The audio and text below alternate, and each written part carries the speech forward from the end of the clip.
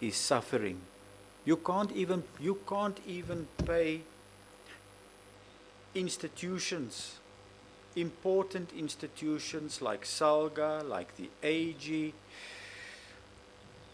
The list goes on and on and on and on. And I indicated earlier that I'm running out of patience, I'm running out of adjectives, because there's just, you cannot express the state in which this municipality finds itself in.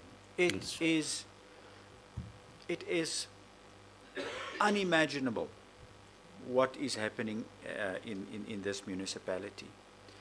So we will be finalizing our findings and our recommendations, but in our discussions as a panel, will strongly recommend to both Commissioner Quinana and Mr. Adams. You know, they were asking for, you know, that you be placed under administration. I don't think it's going to solve the problem.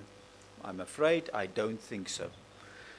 Intervention, provincial intervention has not assisted in this province. In fact, we've not seen any improvement. I'm going to try and convince Commissioner Quinana and Mr. Adams that your municipal council should be dissolved. That will be my recommendation to the panel. Yes, Chair. There is, and I know that the provincial government and the MEC will probably not take it further. Yes, and Chair. that the NCOP will also have issues, but I will be requesting an opportunity to address the MEC, Yes, Chair. to address the NCOP when we table the report, Yes, on Chair. what we have found in Keiharib. Yes, Chair. If you had a responsible council, and the reason why I'm insisting that, you know, a process should unfold to dissolve the municipal council. If you had a responsible council, and I met with the mayor, and I honestly, and I think you were not there, but I said to the mayor last year, you know, if you don't deal with the service delivery challenges in your municipality, local government elections are coming. Yes. The people have expressed their opinion last year. People, the voters, Mr. McKay and his communities will not allow this situation to go on any longer. I can assure you that. If you had a responsible council, and I really hope your mayor and your council are watching these proceedings, if you had a responsible council, they would table a motion in terms of Section 34 of the Municipal Structures Act and dissolve the council themselves. If you had responsible political leadership in that municipality, they would do it themselves. Now, unfortunately, I don't think you have a responsible political leadership in your municipality. They've allowed this ridiculous environment for many, many years, and people are benefiting from these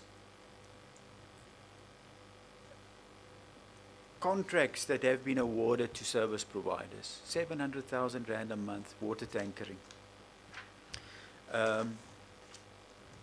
So my request to the mayor is table a motion in council. Dissolve the municipal council if you are serious about Mr. McKay. If you are serious about the community. Because this cannot be justified, what we heard today. Cannot be justified. You owe this one 12 million, that one 42 million, but yay, let us quickly push money into a water tanker, into another service provider. We sit with a bloated structure, 400 staff members. It is just not acceptable. Commissioner Quinana and Mr. Adams, I really request you to support my view that we make a recommendation that the municipal council be dissolved. We cannot continue like this. I cannot have another meeting with the same council, the same administration, the same silly excuses, and at the end of the day, Mr. McKay and the communities of Keigarib are suffering, and you are not improving the lives of those communities. So that will be my recommendation to the panel when we meet in camera on how we're going to proceed. But and it's going to be an interesting discussion. It's going to be an interesting discussion to see if we can get this recommendation through the NCOP. Okay, Chair. Thank you for your attendance. You are excused. Thanks.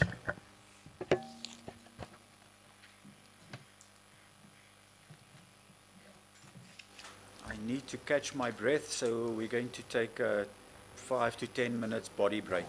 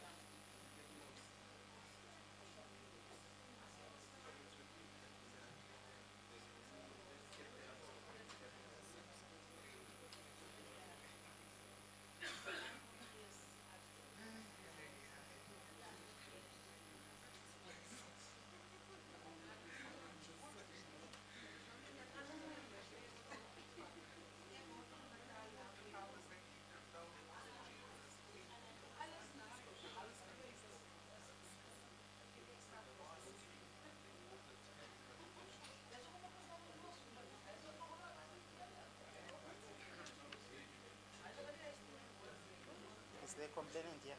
Yeah. Oh, all right, okay. Can they be ready? So we'll put this away. Is this same doctor? Oh, it's one person, Dr. Tendel. So we'll, all right.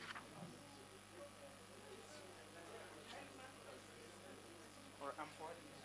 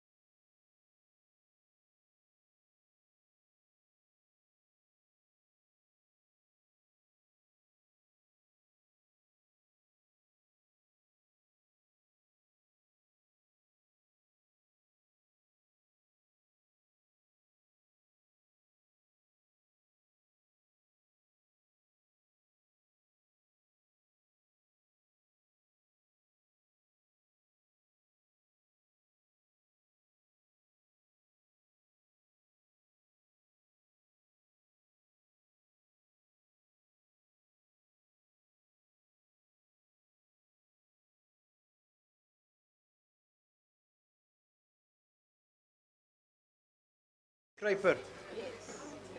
David Kruiper, the complainant. Do we have a complainant?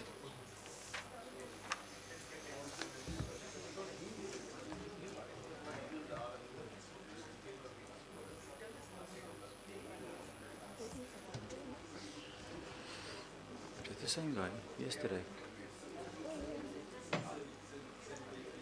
That is him.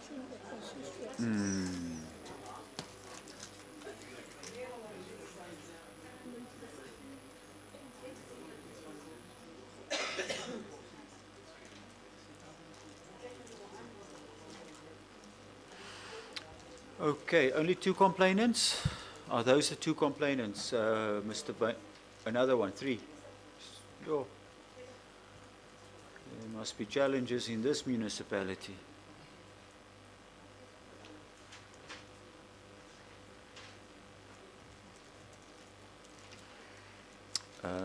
Is it 3 different complainants? All 3 have different complaints. Same sorry? Different complaints. All right, sure. Okay, Commissioner Quinana, please handle the formalities. Thank you, Chair. May I start with the lady there? May you please stand? May I have your full names? Would you like to do the oath in Afrikaans? Okay. Okay, yeah. Just give it to me, I'll try to translate quickly. Did you say you're going to do the oath? Jy gaan die eed af lê, né? Ja. All right. All right. Hou die mikrofoon aan jou linkerhand asseblief en hou die regterhand gereed om te sweer. Okay, herhaal wat ek sê asseblief. Ek sweer dat die getuienis wat ek sal gee Ek, Subaida, sweer dat die getuienis wat ek sal gee, is die volle waarheid is die volle waarheid, of is die waarheid, is die waarheid, is die waarheid, die volle waarheid die volle waarheid en niks anders as die waarheid nie. en niks anders as die waarheid nie. Sê so help my God. So help my God. Baie dankie, mag maar sit. Commissioner Quinana, next one.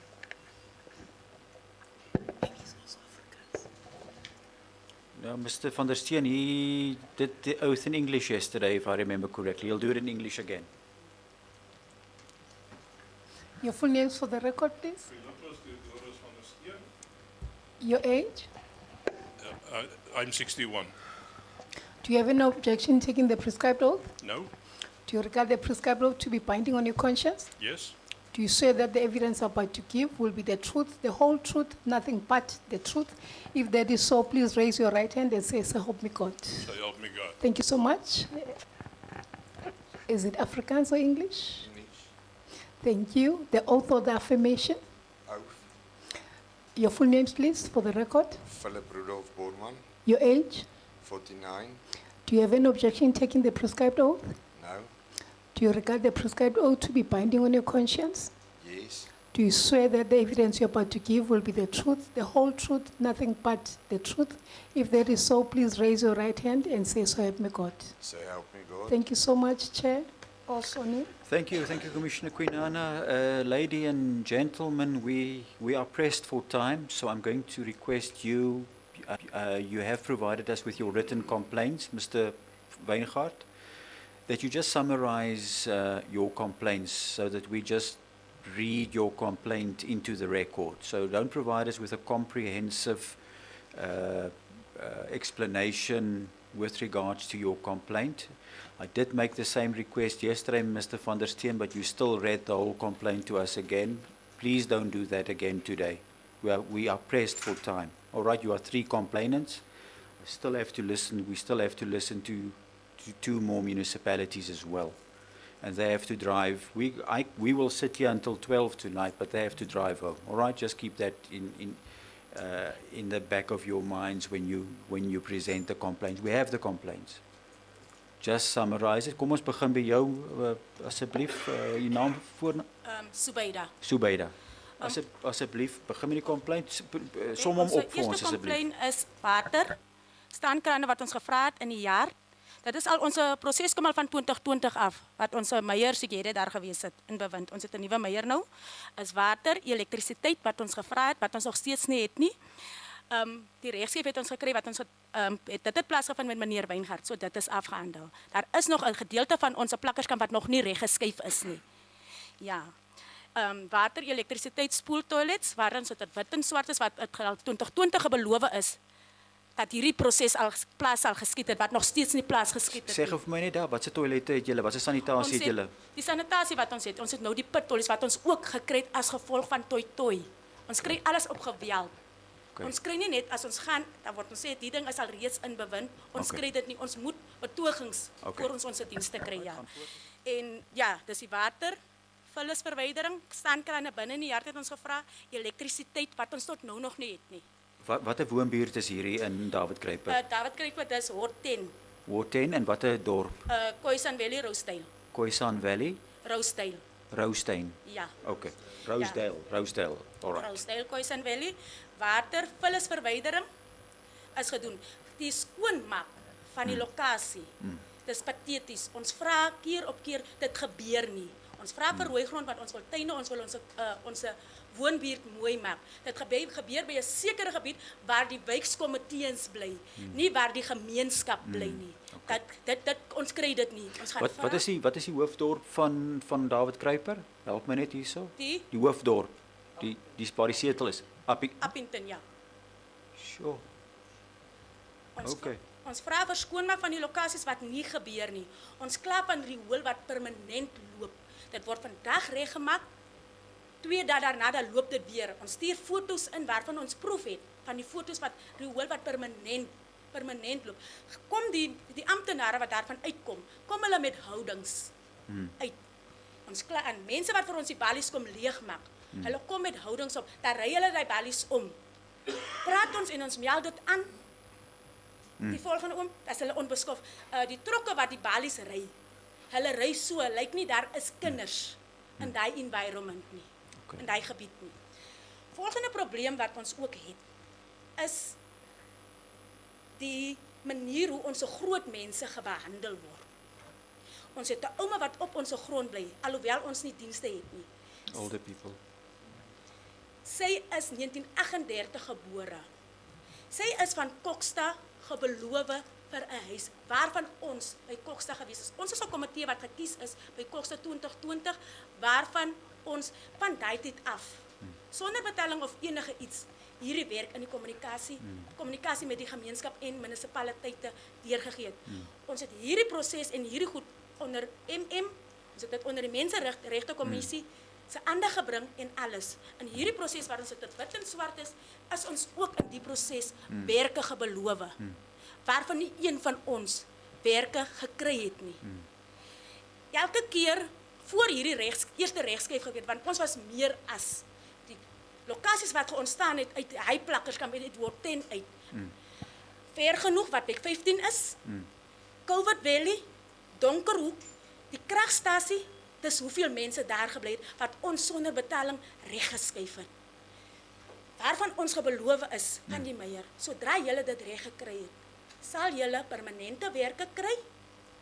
Sal julle se dienste onmiddellik as julle die 50 okkupeerders is, onmiddellik sal julle se volle dienste kry.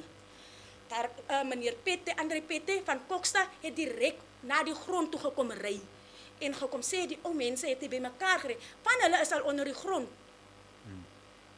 Julle huise gaan op die grond gebou word. Tot hierdie heet en dat is daar geen dienste nie. Daar's 3 standkrane wat die meier, Mr. Sigede, 2022 ingesit het vir ons as gevolg van toi. Okay. Ja, dis op fors wat ons dit gekry het. Ons het 2023 waarvan ons saam met die Human Rights Resource Mr. Abraham gesit het. Toe kry ons daai dag die balies. Ons Okay. moet elke keer met gevegte gaan vorentoe. Ja. So dit is ons complaints. Okay. En dan het ons nog een complaint. Ons het rekeninge. Ons het rekeninge. Wat nie akkuraat is nie. Ekskuus. Wat nie akkuraat is nie. Want ons het nie die dienste nie. Die enigste diens wat ons kan regtig sê wat daar gelewer is en dit het begin van 2023 af. Okay. Het ons net vullisverwydering. Baie dankie. Baie dankie. Ek wens ons kan na die tyd nog gesels want ek wil nog hoor. Ek wil nog hoor van hierdie klagtes. Ek is jammer ek moet jou kort knip hoor. Meneer van der Steen, hou eens kort asseblief. Voorzitter, ek sal dit so kort as moontlik doen. Baie dankie. Voorzitter, my geklagte gaan oor die emmerstelsel en die balies wat in ons munisipaliteit in die gang is. Ons het in die jaarverslag van 21-22 was daar 3049 balies volgens die jaarverslag. Dit het toegeneem 23-24 na 4875 toe.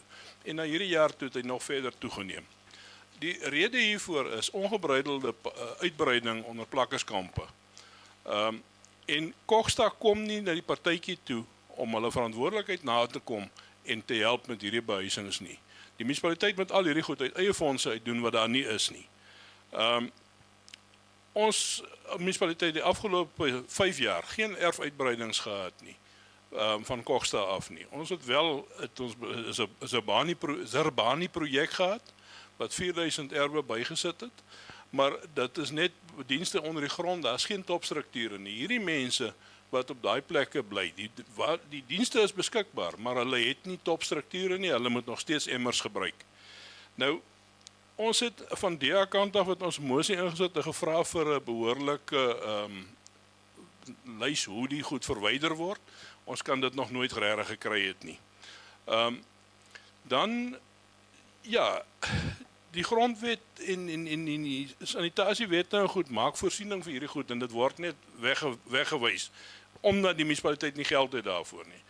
Dit gebeur baie gereeld dat inwoners tot 3 weke moet wag om 'n emmer uitgegooi te kry. En ek kan vir myself dink met hittetemperature in die somer van 38 grade plus. Hoe heerlik stink hierdie goed dat jy nie kan lewe in die omgewing nie. Dis ondraaglik. Vlees volop. Die maaiers broei uit in hierdie emmers en dan moet jy die ding gebruik. Dis 'n absolute ondraaglike situasie waaraan 5000, min of meer 5000 huisgesinne in die stadium onderworpe is. Ek het een persoon se klagte hierso wat gekla daaroor en ek gaan dit nie heel volhou nie, ek sal dit deur, maar dit was 3 weke en daarna het sy die 5de Oktober het sy my gebel en gesê dis 3 weke laas uitgery. Die 7de Oktober het sy my weer gebel. Die 8de Oktober weer. Die 10de Oktober weer. Die 12de Oktober was die direkteur by haar en gesê die maandag, dit was die Sondag, die maandag sal hy verwyder word. Maandag die 13de is hy nie verwyder nie. Die eerste 14de Oktober is hierdie ding skoongemaak. Nou, die probleem is voertuie. Ons lorries hou nie. Hierdie munisipaliteit het net 2 lorries wat hierdie goed hanteer. En as 'n ou hierdie ding gaan op die keper kyk, die inwoners betaal R125 'n maand dienstefooi om hierdie goed te doen, maar dit word nie behoorlik gedoen nie. Rory wil ontbind binne 3 dae tot skadelike dinge. En hierdie goed staan 10 dae plus voordat hy gewerk word. Dan. Okay, dankie. Sê gou vir my meneer van der Steen, ek kan vir iets raad sit by David Kruiper. Ja.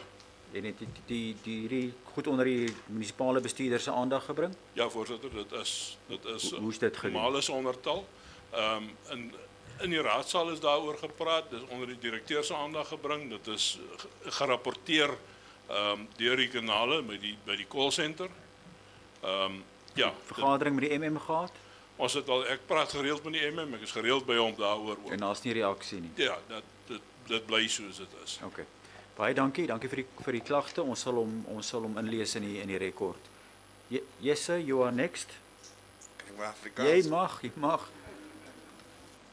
Ek bly daar naby die Kalahari Mall en daar van die Kalahari Mall is daar 'n stormwatersloot wat afloop in die rigting van die Oranje rivier en by die ingang, KFC ingang van die Kalahari Mall is daar 'n permanente stroompie wat daar onder deur Malherbe straat loop wat die hele spul daar af nat hou en op die kant van die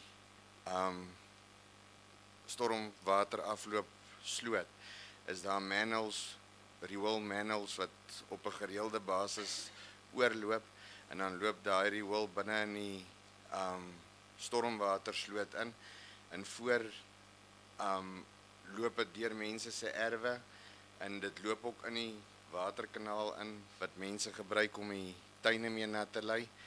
En dan gaan dit nou al die pad af Oranje rivier toe en daar by die treinbrug soos wat ons dit noem in Skroderstraat, kom hier 'n ander stormwatersloot van die industriële gebied af en daar is 'n damriool wat daar is in Werner Strauss van Afriforum het al daar getoets en meneer Fritz Becker het ook daar getoets en die water wat daar in die rivier inloop het positief getoets dat dit riool in het.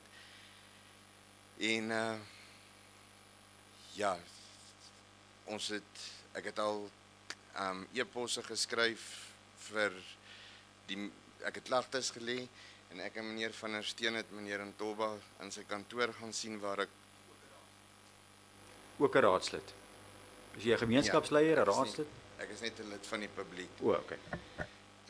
Maar ek het saam met meneer Van der Steen gegaan om meneer Ntoba in sy kantoor te gaan sien en toe het ons oor die goed gepraat en meneer Ntoba het eendag vir my gesê dat daar is 'n probleem by die ingang van die Kalahari Mall en die vorige direkteur van siviele dienste het dit ook erken dat daar is 'n probleem daar en ja, die riool loop weer mense se erwe en daai riool wat in daai nat stormwater ding inloop, bly aan mekaar stink.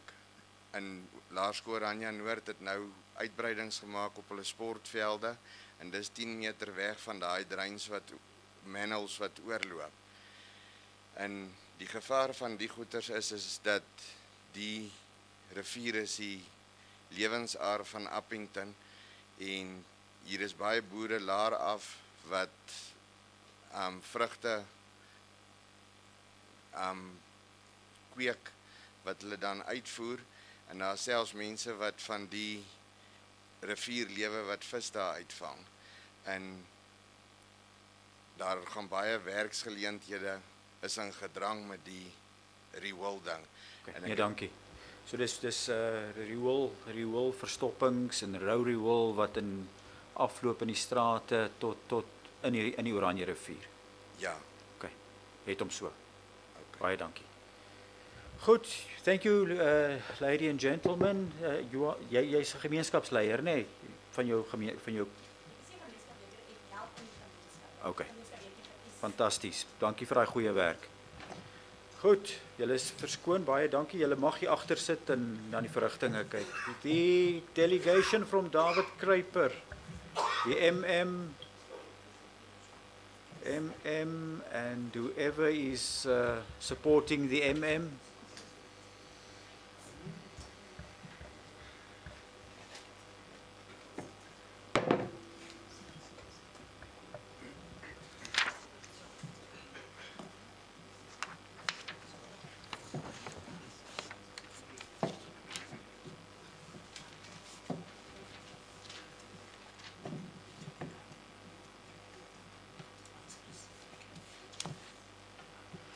Right, Commissioner Quinana, please assist with the formalities. Thank you, Chair. May I have Dr. Ntoba please stand? Your full names for the record. Your age. Elias Ntoba, Yes. 61. Is it the oath or the affirmation? The oath, please. Do you have any objection taking the prescribed oath? No, not at all. Do you regard the prescribed oath to be binding on your conscience? Yes. Do you swear that the evidence you're about to give will be the truth, the whole truth, nothing but the truth? I swear. If that is so, please raise your right hand, your right, the other right. The other right. Please raise your right hand and say, so help me So God. help me God. Thank you so much, Thank you. Dr. There you Ntoba. go. Please pass on the mic to your other colleague. Your full names, please. Johan Frederik Strauss, Your age, 43, your position. Chief Financial Officer. Thank you. Is it the oath or the affirmation? The oath? Do you have any objection taking the prescribed oath? No.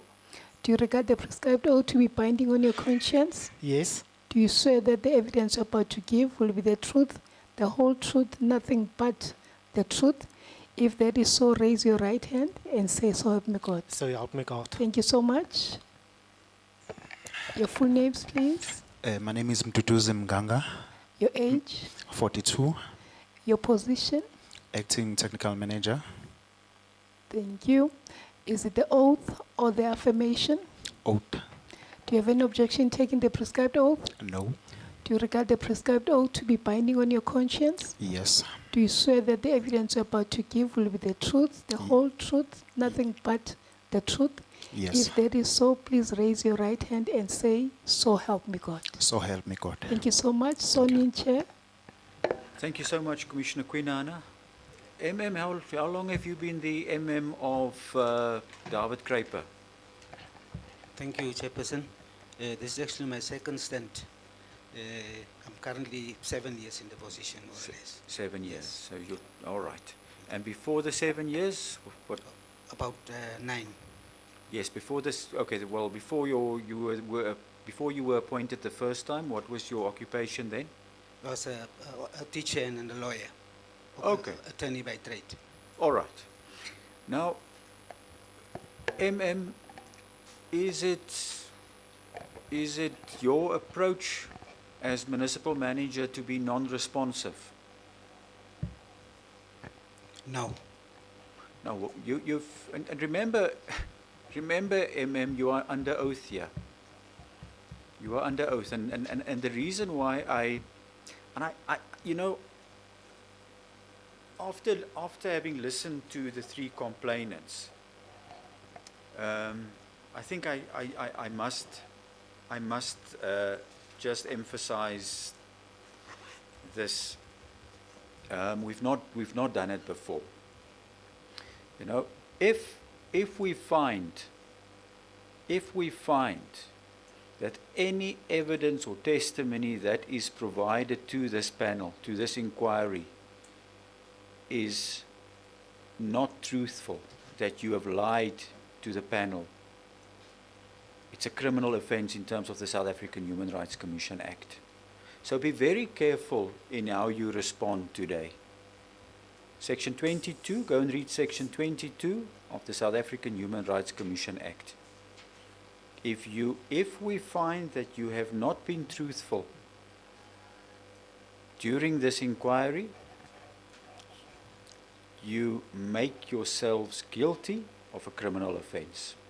All right, so let's try and deal with the challenges of David Kruiper in a truthful manner. You've said, that it's not your style to be non-responsive, but we've heard the testimony of 3 complainants. You've heard it. They say they lodge complaints, they report it to you. Sometimes there's no response from you. The municipality does not attend to the complaints brought to you by these community members. Then there's also an allegation that your staff is arrogant, that when they go to specific areas, the community members are not treated properly.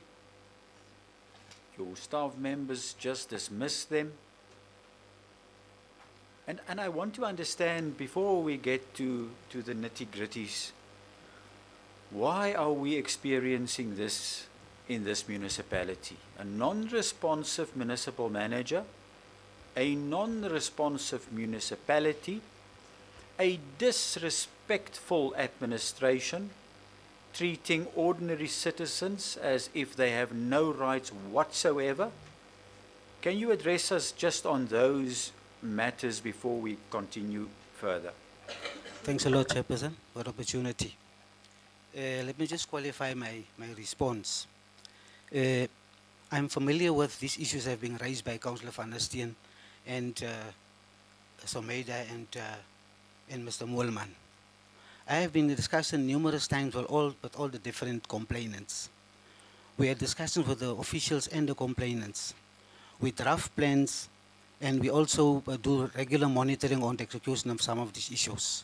Maybe it's safe to say that, for example, in relation to the standpipes, There's already a program in place to deal with the issue of standpipes based on the discussions what I had with the different complaints from the wards, together with the director for technical service at the moment. That's the one issue. The next issue is that we have responded in terms of some of the issues in terms of the housing issue, the availability of urban for the purpose of housing. The director of development and planning has already taken the processes of doing and shifting the people to the right places. In all based on the issues that Ms. Someda has been speaking about here. In terms of the cleaning project, we have weekly plans in the municipalities. Okay. I want you to address us on your non-responsiveness. But I'm addressing the non-responsive of No, Chairperson. you are telling me now what you've done.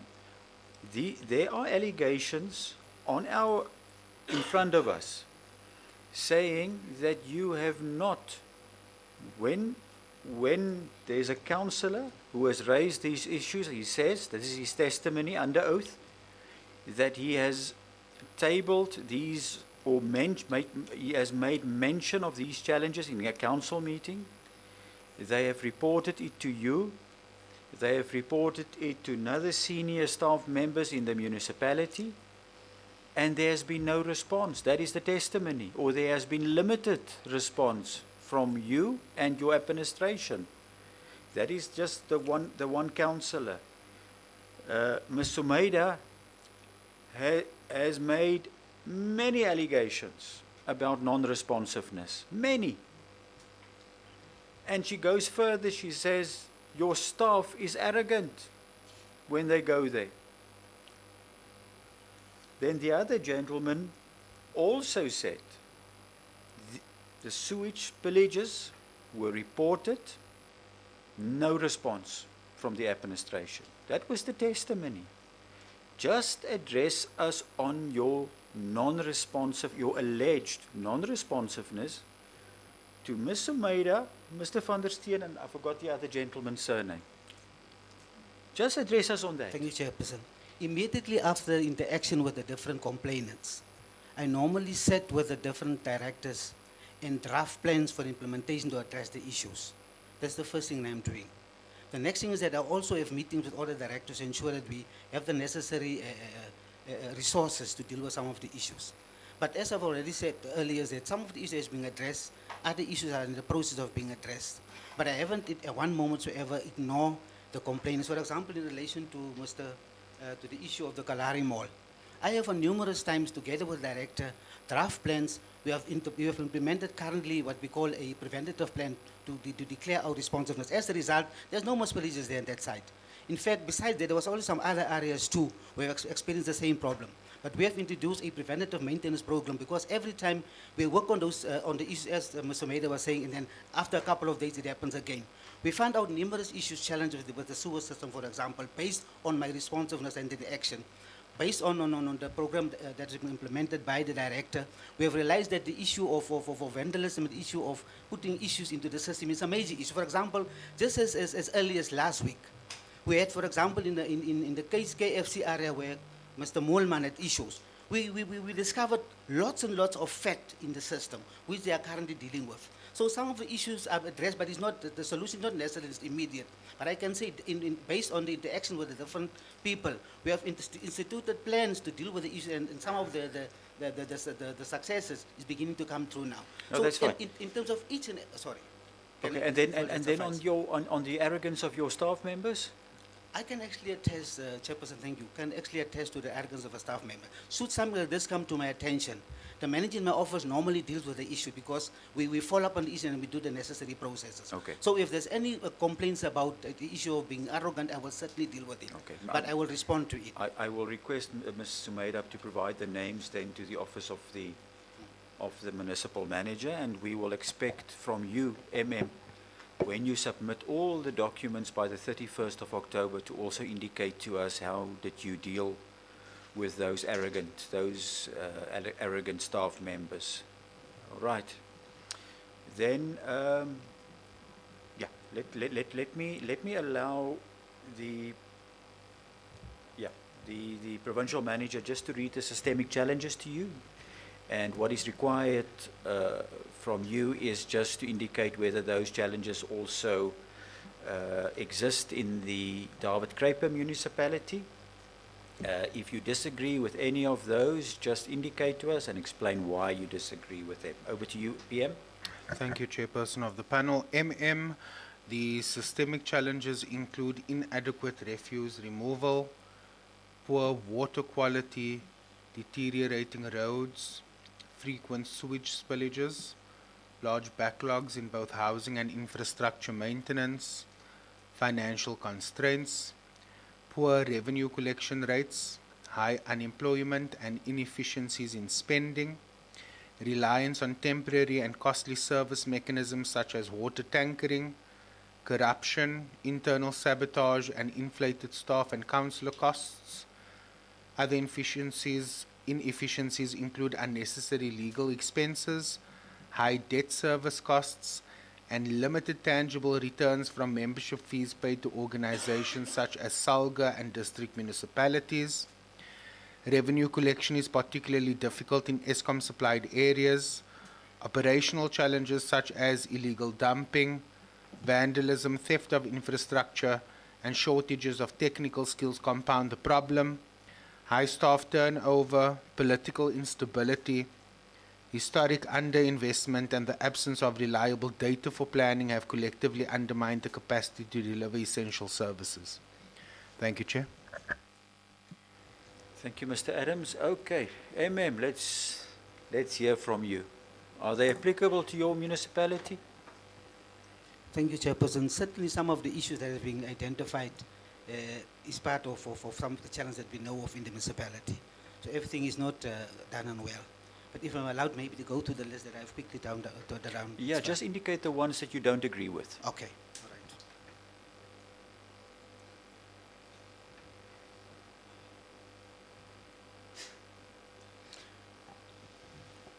The revenue collection, for example, we currently have a revenue collection rate of about close to 90%.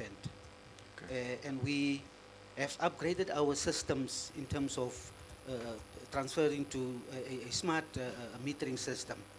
The challenge that we indeed are having is in relation to the areas, the outer areas of Uppington, but the collection rate is about around 10%. Uppington in itself, the central town, is much more. But just to indicate, we had a couple of years ago had a lot of financial issues in the municipality to the extent that we are unable to actually pay most of our creditors. We have improved over the last couple of years in terms of the revenue itself, so that up to date we don't have issues with the water, issues with SAHRC, whatever. Everything is under control in terms of paying. We have also bring down the issue of how we're dealing with the creditors in terms of paying the creditors. So as far as I'm concerned, revenue collection, there is some challenges, but we have certainly to a large extent managed to deal with the issue of the revenue collection. Yeah, just on that one. Yes. So and the allegation that you bill people, Ms. Sumaida, for example, without providing services. There's an allegation that they don't receive services from the municipality, but that they receive an account from you every month. My response to that one, Chairperson, is that, the Honorable Chair, is that we have from time to time, as in any municipality, have issues about billing. But we deal with it on a case-by-case basis. In fact, just as yesterday, we had a similar sort of issue about people complaining about accounts. So we take it on a case-by-case basis, but in the normal course of events, I don't think that's a major problem. But should certain incident arise, and Ms. Somaida give us the evidence, and we will sit with the CFO and the relevant officials, and we'll deal with Okay. it. We have just conducted what we call a service backlogs. We know exactly in terms of the different areas, what service are we being there. So it won't be easy, but difficult for us actually to ascertain whether it's the case or not the case, and we'll be able to deal with it in that regard. Yeah. So the issue of services and paying for service and the correct services is high on the agenda. And when ratepayers visit the municipal offices to complain about the accuracy of their accounts, how are they treated? Because I can assure you that ratepayers, and they've not testified that, but they would also indicate to us that there's a level of arrogance. As far I'm on the side of the ratepayers, because it's part of the way of dealing with the issue of paying. If people are happy and people are satisfied with the accounts you are giving, they will do so. Those people are coming to my office personally. Then I allow the manager in the office of MM to deal with each and every case individually. In fact, as far as yesterday, we had a similar case. Yeah. So we believe in dealing with the people. So whenever somebody comes to us and have the issue with the bills, in fact, Councillor Van der Steer can also attest to it. He brought numerous people to my office with accounts issues, and I deal with them personally. And I instruct the CFO to deal with issues until it's being resolved. I appreciate that response, I appreciate that, because your ratepayers are your most important, well, all community members, but the ratepayers you need to prioritize, because without revenue, you cannot survive as a municipality. And we've seen it in municipalities in the Northwest Province, for example, where, unstable municipality, dysfunctional municipalities, municipalities where you have provincial chair, where you have 2 councils, 2 mayors, 2 speakers at the same time. And when we served the subpoena notice, our staff members were met by gunmen. What are you doing here? And I was asking that municipal manager, if a ratepayer goes to the municipal offices to query an account, are ratepayers also met by gunmen and asked, what are you doing at the municipal offices? That is the state of local government, ladies and gentlemen, in South Africa. That is the reality. And I'm grateful, I appreciate the response that you gave us, that ratepayers and people who question the accuracy of their accounts receive I will afterwards speak to Mr. Van der Steen, or ask the office, Mr. Weingaard, just to speak to Mr. Van der Steen and the other complainants on whether they do receive proper service, and that you can then just report that back to Mr. Ntoba. Please proceed, Mr. Ntoba. The issue of sewer spillage, it used to be a nightmare for the municipality until not so far ago. And we have actually devised means and ways within the municipality, and we are currently effecting the necessary upgrade on the systems from the water side and the sewer side. In terms of dealing with the day-to-day spillages, which is actually a major issue, we have, as far as I'm concerned, introduced measures in place. For example, the call-out system. We trace each and every call that is Okay. being. So you have disagreed with the revenue collection part. Which other ones do you disagree with? Because sewage spillages, you have just confirmed that there are sewage spillages. That is a human rights violation. Do you agree? So there are human rights violations in this municipality. You agree? No, I agree. Certainly. All right. What I'm trying to say is that we are dealing with the issues as in any organization. No, Everything we're is not there operational. yet. All right. I will get to that later, how you deal with it. Identify the others that you don't agree with.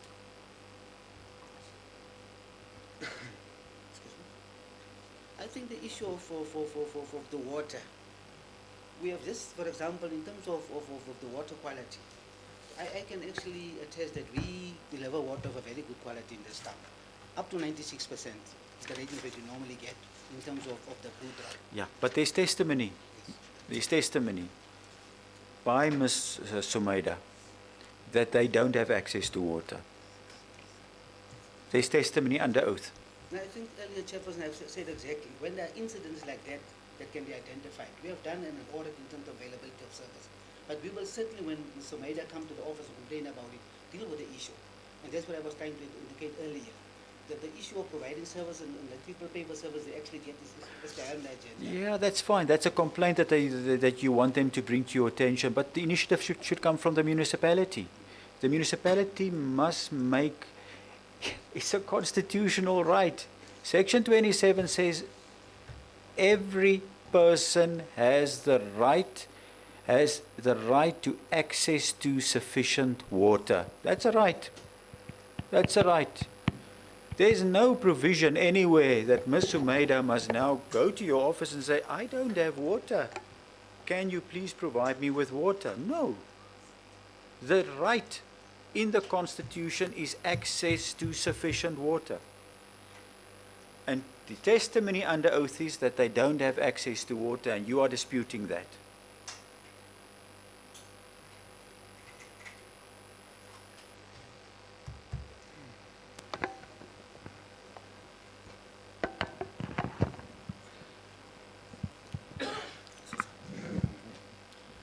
issue that I'm disputing, Chairperson, Sorry. sorry. Can I- Proceed, Oh, please. sorry. The Okay, issue so can we just agree that that there are issues with water provision? There can be issues, Councillor, disagree. Of course. Oh, and what else do you disagree with?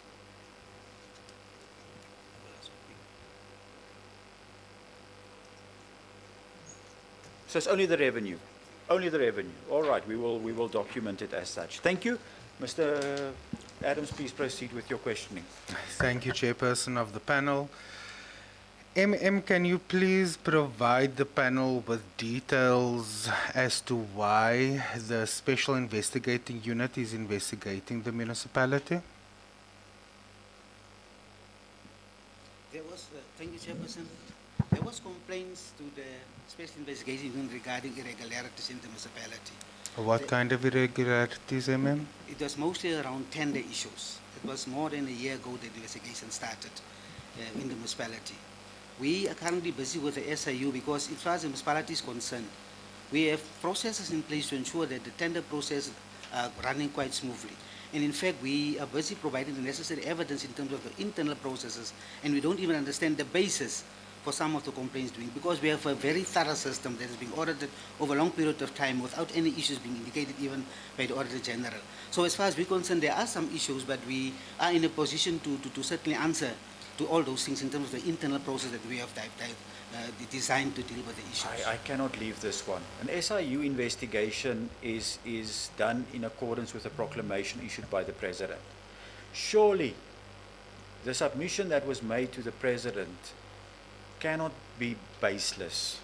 Cannot be baseless. It's not as you state a complaint that was lodged with the SIU. There's a process. Yes, proceed. Thank you, Chairperson. May you kindly respond, To what now? the SIU investigation? There was a complaint lodged as whether there's a basis or not to still be proved. What we're saying is that from the municipality side, we have the view that in terms of the tender processes, we have enough checks and balances inside the municipality to ensure that processes are running smoothly. So I think we will be in a position to indicate to the SIU what our processes are, and when the final maybe decision comes in, that will actually, but as far as we're concerned, we take every precaution in the municipality to ensure that tender processes are running smooth. In fact, we are quite sure that in terms of what we internally have in the processes, we will be able to answer all the allegations that there are, and we are aware of all of them. How far is the investigation now, Yeah, the SIU started about last year, I think it's in November. It literally took a couple of months for them to come back. In fact, they are currently busy dealing with some of the issues and compiling information. So they are still at a very embryonic stage in terms of gathering information from the municipality, but we will be able to provide them with the necessary information. They from time to time they pay visits to the municipality, but I think they are far from, as far as I'm concerned, done Being with the process. finalized. It's quite an embryonic stage. Thank you, Just to refer you to your submission, it was Proclamation 185 for the record of 2024, gazetted on the 20th of September 2024. I am going to request through the chairperson that you provide the commission with progress updates on this SIU investigation,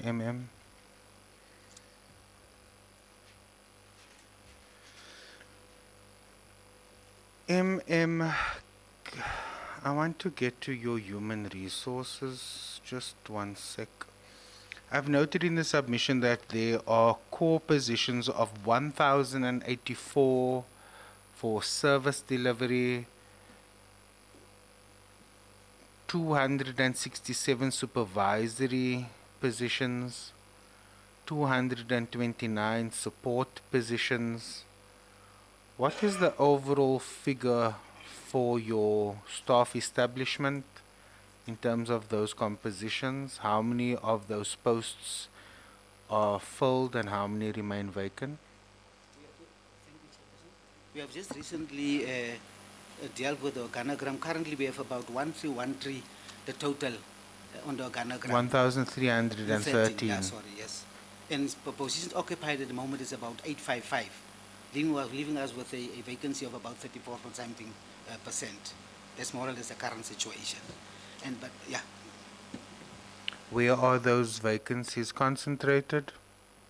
Many of the vacancies are actually low level, but a matter of great concern at the moment is that at senior management and middle management level, there are also a lot of vacancies. One of the issues that the municipality currently is having, and I guess it's quite a problem that is part of this province, we are struggling to get senior people to apply for. We have, for example, advertised twice, I believe, for some of the directors' position.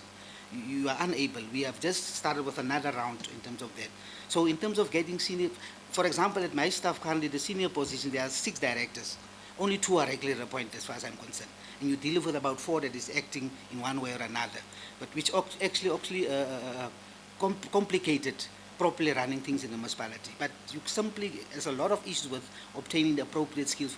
Even in the town planning section, we have been advertising, for example, for town planners for a while now, and I can mention a lot, even in the health section, that people working with the landfill sites, you don't get qualified people that is willing to come down to the province deal. So we have a huge problem in terms of attracting appropriate specialized and technical skills to the municipality. Then that also have a major What are you impact. doing about it, MM? We are keep on doing, for example, we are going over to headhunting with some of the positions, even headhunting. In fact, one of the major issues of late is that people are not satisfied with the salary package they are getting from the municipalities. In fact, effectively from the engineering side, those are some of the things that people will tell you. They are not in a position to come to the Northern Cape in the areas to be able to work for that kind of money. So the issue of the packages is a huge issue for us at the municipality. But we are re-advertising, and we also go into the issue of headhunting, and certainly, let me just add by saying that this municipality comes from a position a couple of years ago of having major financial issues. We have dealt with it to a certain extent, and now we are able to start filling some of the positions. We, for example, have a two-year plan at the moment to deal with filling vacancies so that we can just normalize the situation at the municipality. So the issue of the human resources for the municipality is a big issue, but in terms of obtaining technical, specialized skills, it's a challenge for the municipality. Thank you, MM. Would you say at all that the municipality is bloated as far as the staff component of over 1,300 staff is concerned? At the moment, we are servicing an area of about 44,000 square kilometers as a municipality. We, for example, are servicing the whole of the Meer area. In terms of the service backlogs, I mean, in terms of our capabilities to deal with providing services, it's a major and a huge challenge for us. In fact, I think as far as I'm concerned, we need to bolster our capability to deal with the issue of the services in the Meer area and to just properly run the municipality. In Uppington itself, we, for example, have many vacancies when it comes to the in the finance positions. So as far as I'm concerned, we have done lately a thorough sort of assessment of the capacity in the municipality, and I think we think for now it's fine. But part of what we intend to do is to have a proper assessment. The HR department is busy with doing the assessment in terms of the overall, whether the organization is bloated or not. But for now, I think it's suffice as far as I'm concerned. Thank you, MM. What percentage of your budget is allocated to salaries?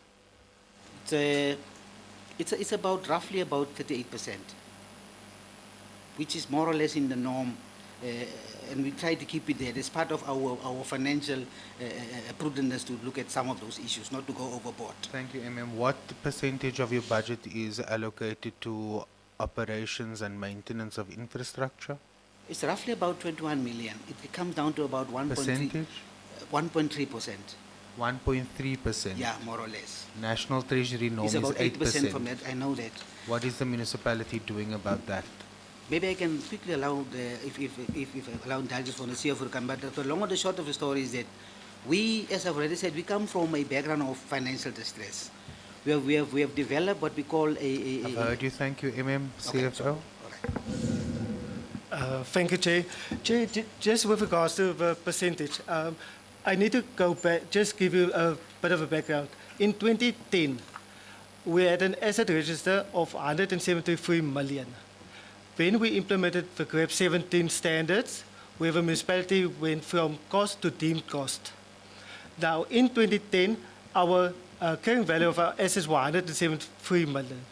Now, when we went to deemed cost, our carrying value changed from 173 million to 2.2 billion.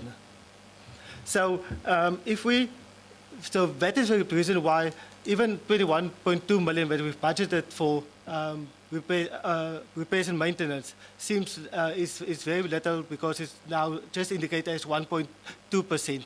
But it's because of a deemed cost where it was our carrying value is so inflated now. So what are you doing to bring it up to National Treasury norm? Chair, that's where it becomes difficult, because if you take our 2.2 billion and you have to go to 6% or 8% of that budget for just repairs and maintenance, our budget will have to increase from 21.2 million to 176 million just on operation and maintenance. That will mean for the next 5 to 10 years we will have. No, that's a very confusing response, CFO. The directive that is given is 8% of your budget. I'm not interested in GRAP standards and the fact that your assets are worth over 2 billion rand. The question is, you are only budgeting for operations and maintenance to an amount equal to 1.3% of your budget. The question is, why is it not 8%? Well, what are you doing to correct it? That's the question. Chair, we are busy with our tariff tools. With the help of National Treasury, we've got a FMIP consultant, as well as Provincial Treasury, to look at our tariffs to increase that percentage. Simple response. Thank you. Can you please provide the Commission with a progress report on that? Thank you. You had testified earlier that your water quality is at 96%. I refer you to DWS's submission that indicates that 44% of households within your area of jurisdiction does not have access to a reliable water supply. Can you please elaborate on that for the panel? The issue of water, thank you, Chairperson. We have, for example, in terms of the availability of water, it's a challenge in the municipality in the following sense. We have a huge issue with unaccounted for water in the municipality. And that actually also influences availability of water in that regard. I don't even address the issue of the clean water. But we have currently introduced a council approved, and we have submitted it to the department, what we call a water conservation demand management plan. The argument is that, Chairperson, is that up in Tennessee town, let me say David Creeper is a municipality, there's enough water. The issue is the management of the water. And we intend to improve it. That's why we've introduced the plan. Improve the availability of water through the plan itself. We have made a tremendous strides, as far as I'm concerned, in a short space of time to deal with that issue. So I will actually concur in the sense that we need to work on the issue of availability of water, but certainly we must work on the issue of unaccounted for water and for making more water available to the community as such. But we try to intend to do that through the water conservation and demand management plan, which is currently being implemented. See, this is a response you could have given earlier when we discussed access to water, Thank you, Chair. What is the percentage of your water losses? I think it's 43% at the moment. Do you know what the National Treasury norm is? Yeah, no, it's 25%, in the region of 24, 15 to 25%. Yes. So you are not within that range. No, I think that's why I say concur with that. That's why we've introduced this plan to bring that down. And we're currently vigorously implementing the plan to be able to do that. We've already this year succeeded in bringing it down to about 6% already. So we intend to do it even more next financial year. It will be a progressive thing for us in that regard. So we are quite well. And you will provide the Commission with those progress reports as well. Thank you. Thank you. I now want to refer to your Green Drop Progress Report of 2022. David Creeper had received a 70% critical risk rating with a 64% Green Drop score. Can you elaborate on those ratings for the panel, please? Will it suffice if we could give to the technical director? Sure. Thank you.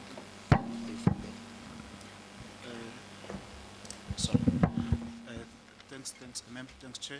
In terms of the green drop that we, as the municipality, we have achieved that 70% risk on the basis that our treatment works at that time was not functional properly, but at the stage of the evaluation, we had a project that was completed within 2023, which was at a value of 64 million, where we have refurbished the plant.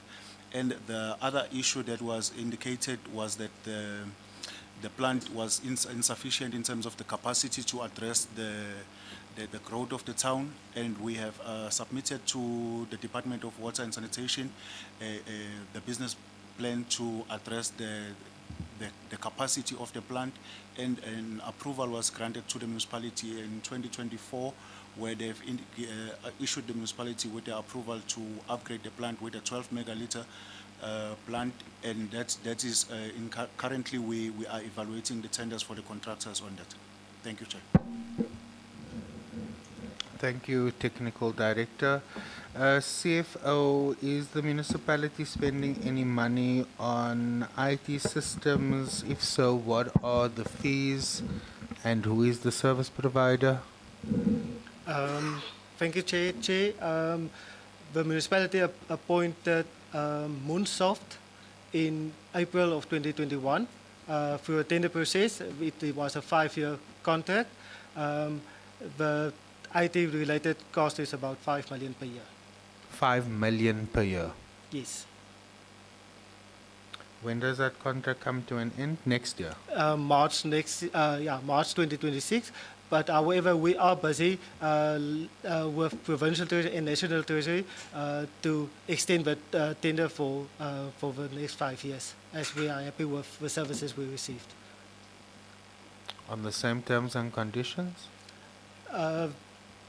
We will still look at the terms and conditions, because the initial tender included the commissioning, the installation of the IT software. However, with the extension, it will not be necessary for installation, so the terms will be relooked at. Reviewed. Thank you, CFO. Thank you, Jay, for now. Thank you, Mr. Adams. Over to you, Commissioner Quinana. Thank you, Chair. I did not really hear you properly with regard to these complaints that have been leveled against you. Whether are you denying that they've come to your attention, or what are you really denying? Yes. I think thank you, ma'am. I think what I've said is that I'm aware of the complaints that they are saying, because they're discussing with me. But what I'm disputing is that I'm doing nothing about it. I was giving indication of the steps that I've taken, the meetings that I'm having with my directors, and the programs we're implementing, for example, with the sewer system and so forth. And some of the processes are still in the process of being implemented. So you're saying, with regard to all the complaints that have been leveled against you, there are plans in place wherein you are dealing with these complaints? Yes, that's in long and short. Are these plans in writing? It's in writing with the director.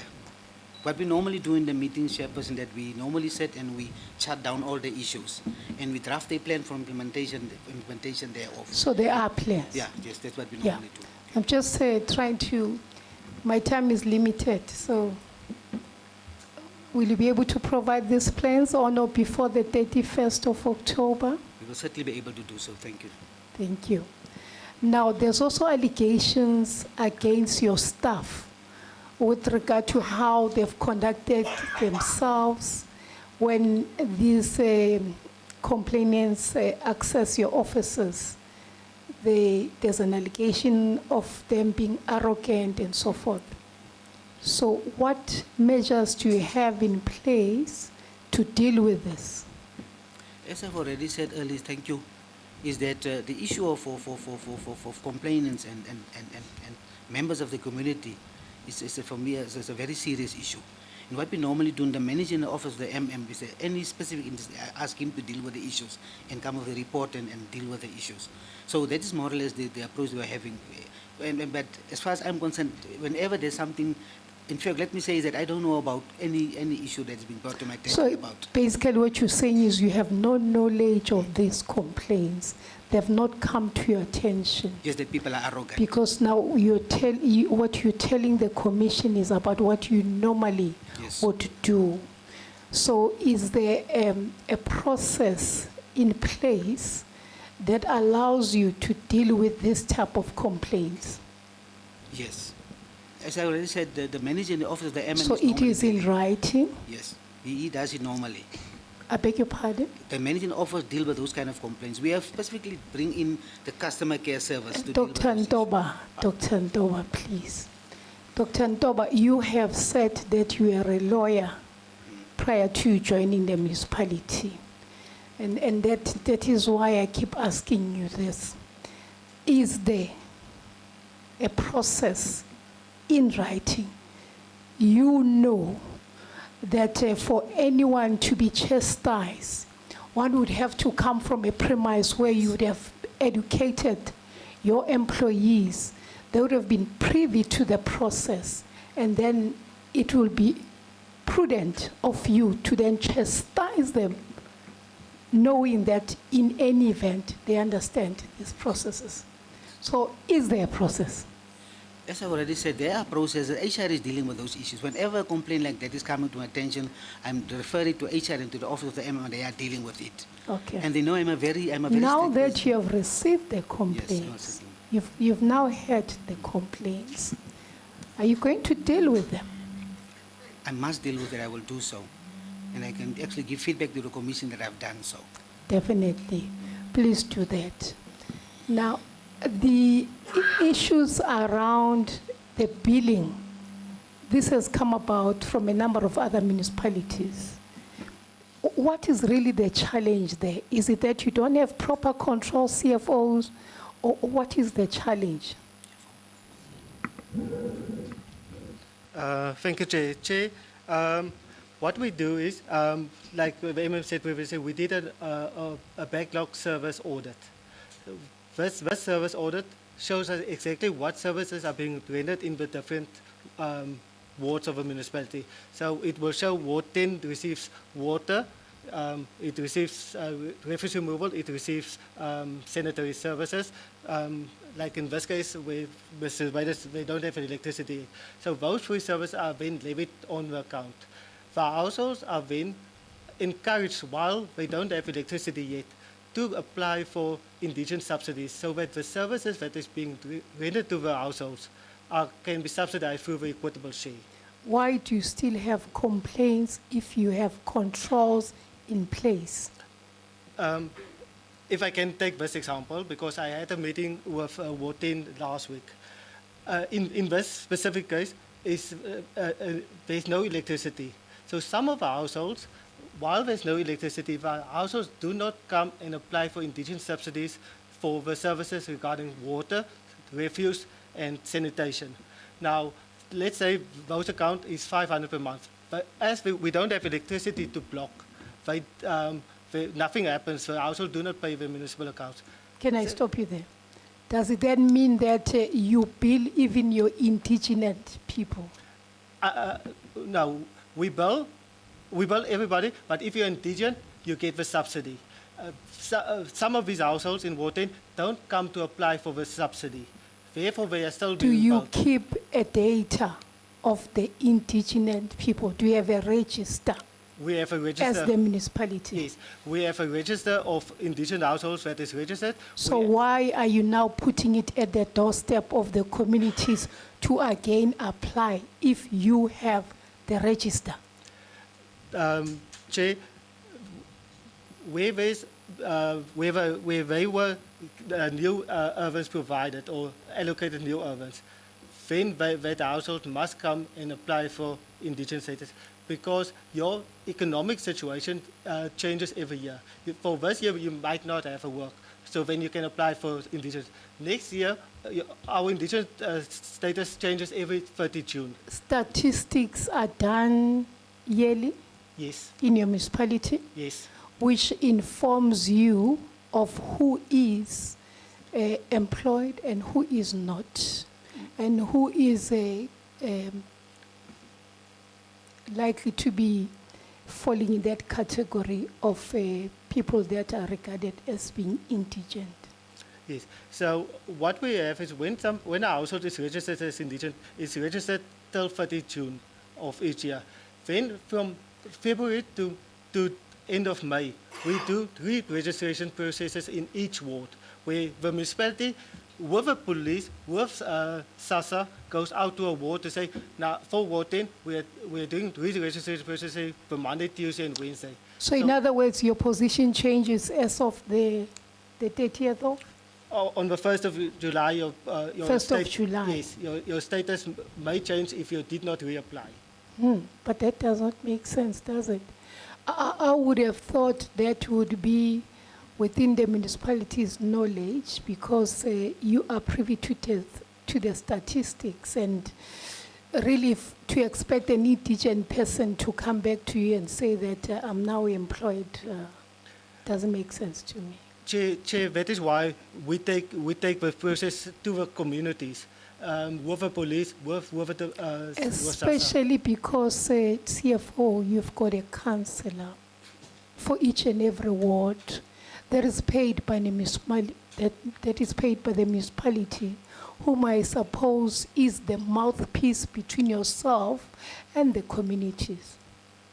Or else, what is their work? What are you paying them for? If they can't bring you that information.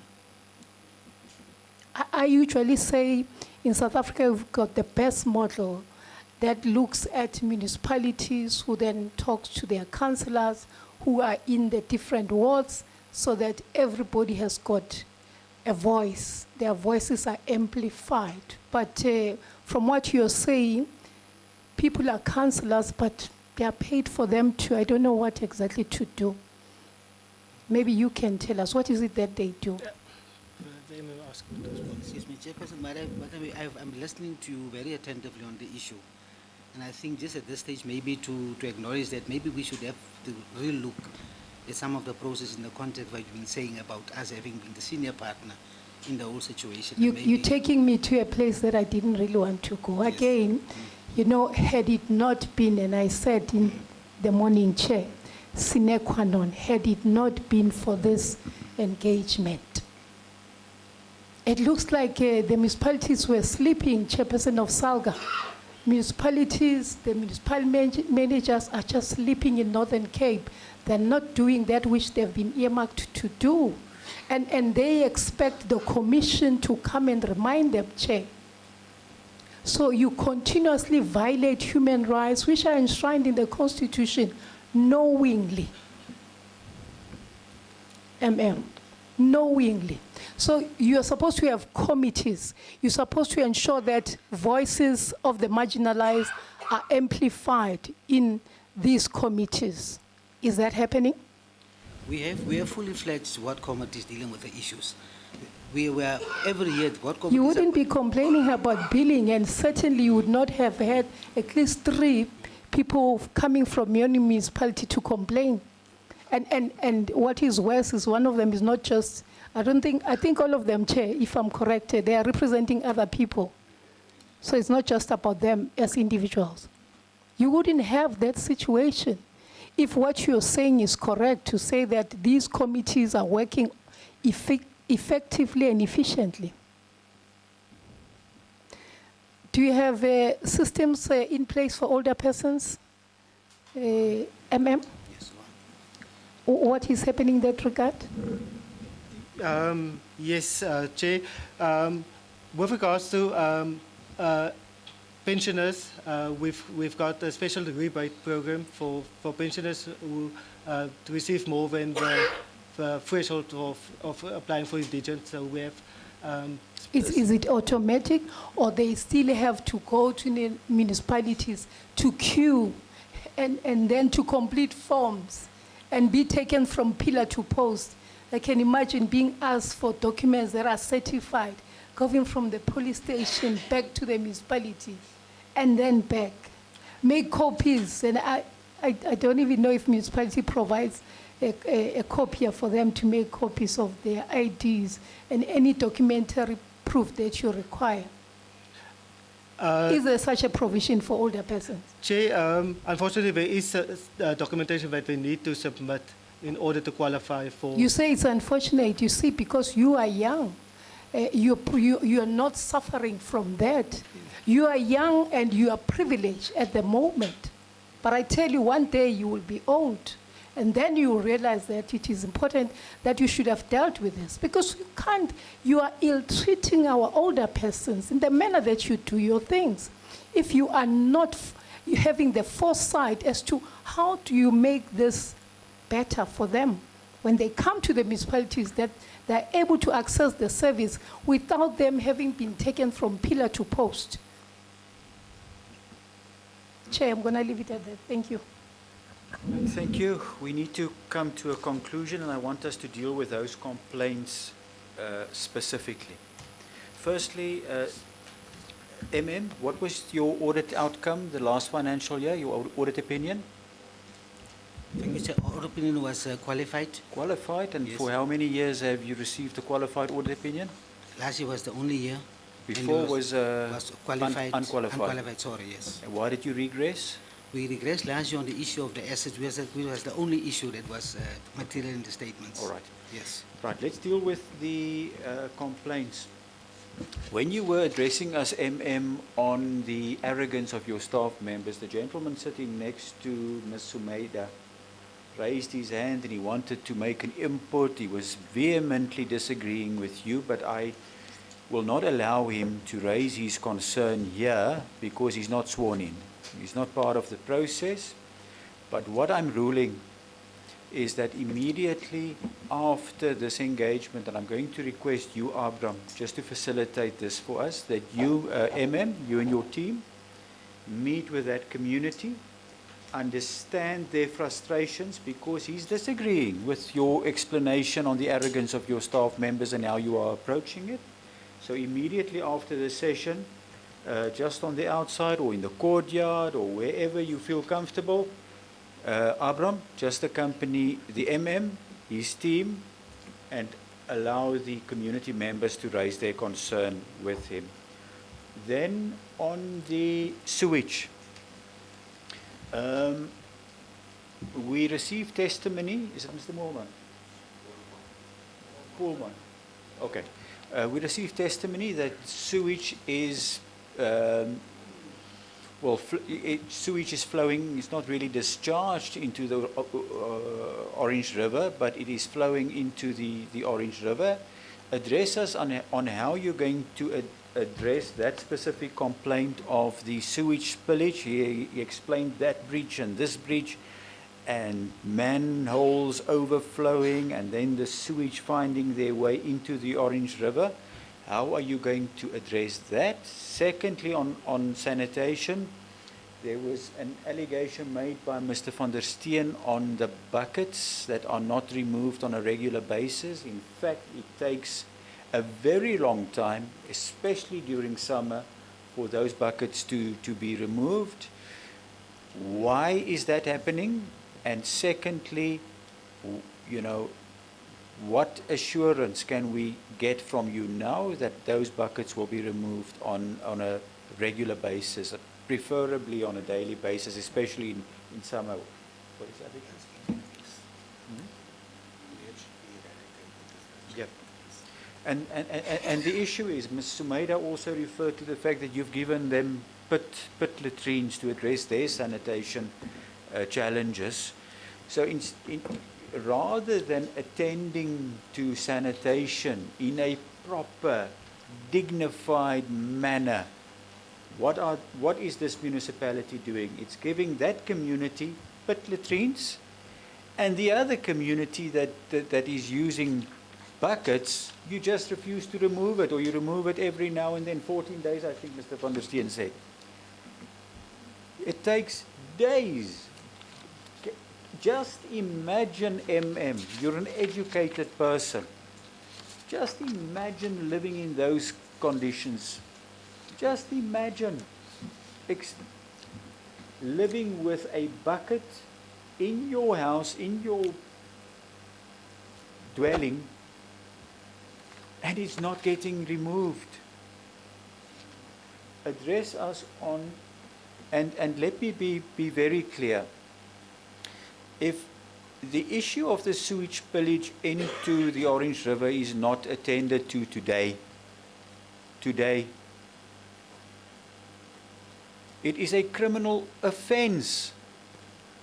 I'm going to request the provincial manager to instruct the staff member to open criminal cases against the municipality, a criminal case against the municipality. If it's not attended to today, I want feedback from the municipality on how that is being addressed.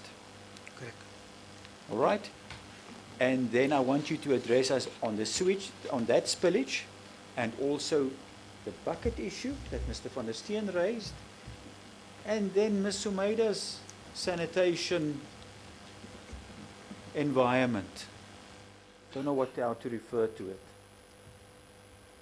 Please address us on sanitation in general. Thank you. Chairperson, will it suffice if I just first start by the director? Thank you. Thank you, Chairperson. In terms of the issue of buckets, it has been a challenge for the municipality to deal with that. But I think the biggest problem we are having is the development of informal settlements. After I think this is the third program we are doing in terms of bucket eradication, where we have removed the bucket, but after the removal of the bucket, because of informal settlements that are developing or mushrooming in our area, then we have to shift those buckets to that areas. So it's a continuous moving target that we want to address, but we are not getting to a point where we are saying we have dealt with the bucket. But what we have done as the municipality at this stage, I've tabled a policy to council in terms of water and sanitation, which in fact prevents us from using or utilizing buckets as a basic service. That's one of the issues that we do not want to utilize further. But in terms of the areas that do not have sanitation now, we still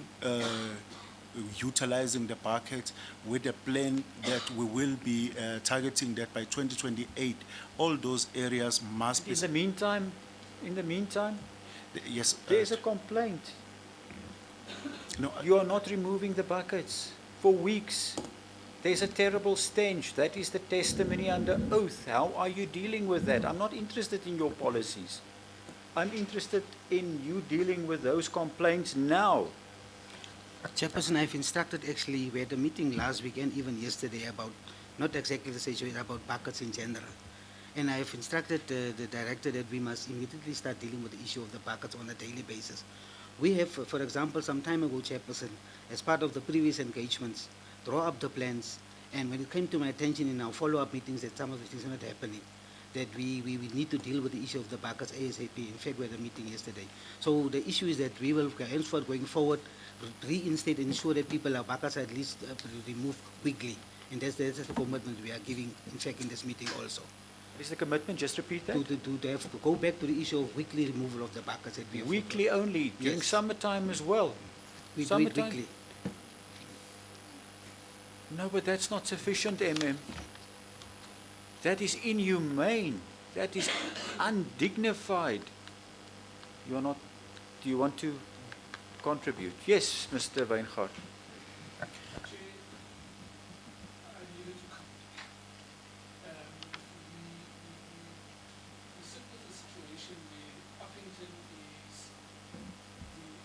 Third largest center in terms of population.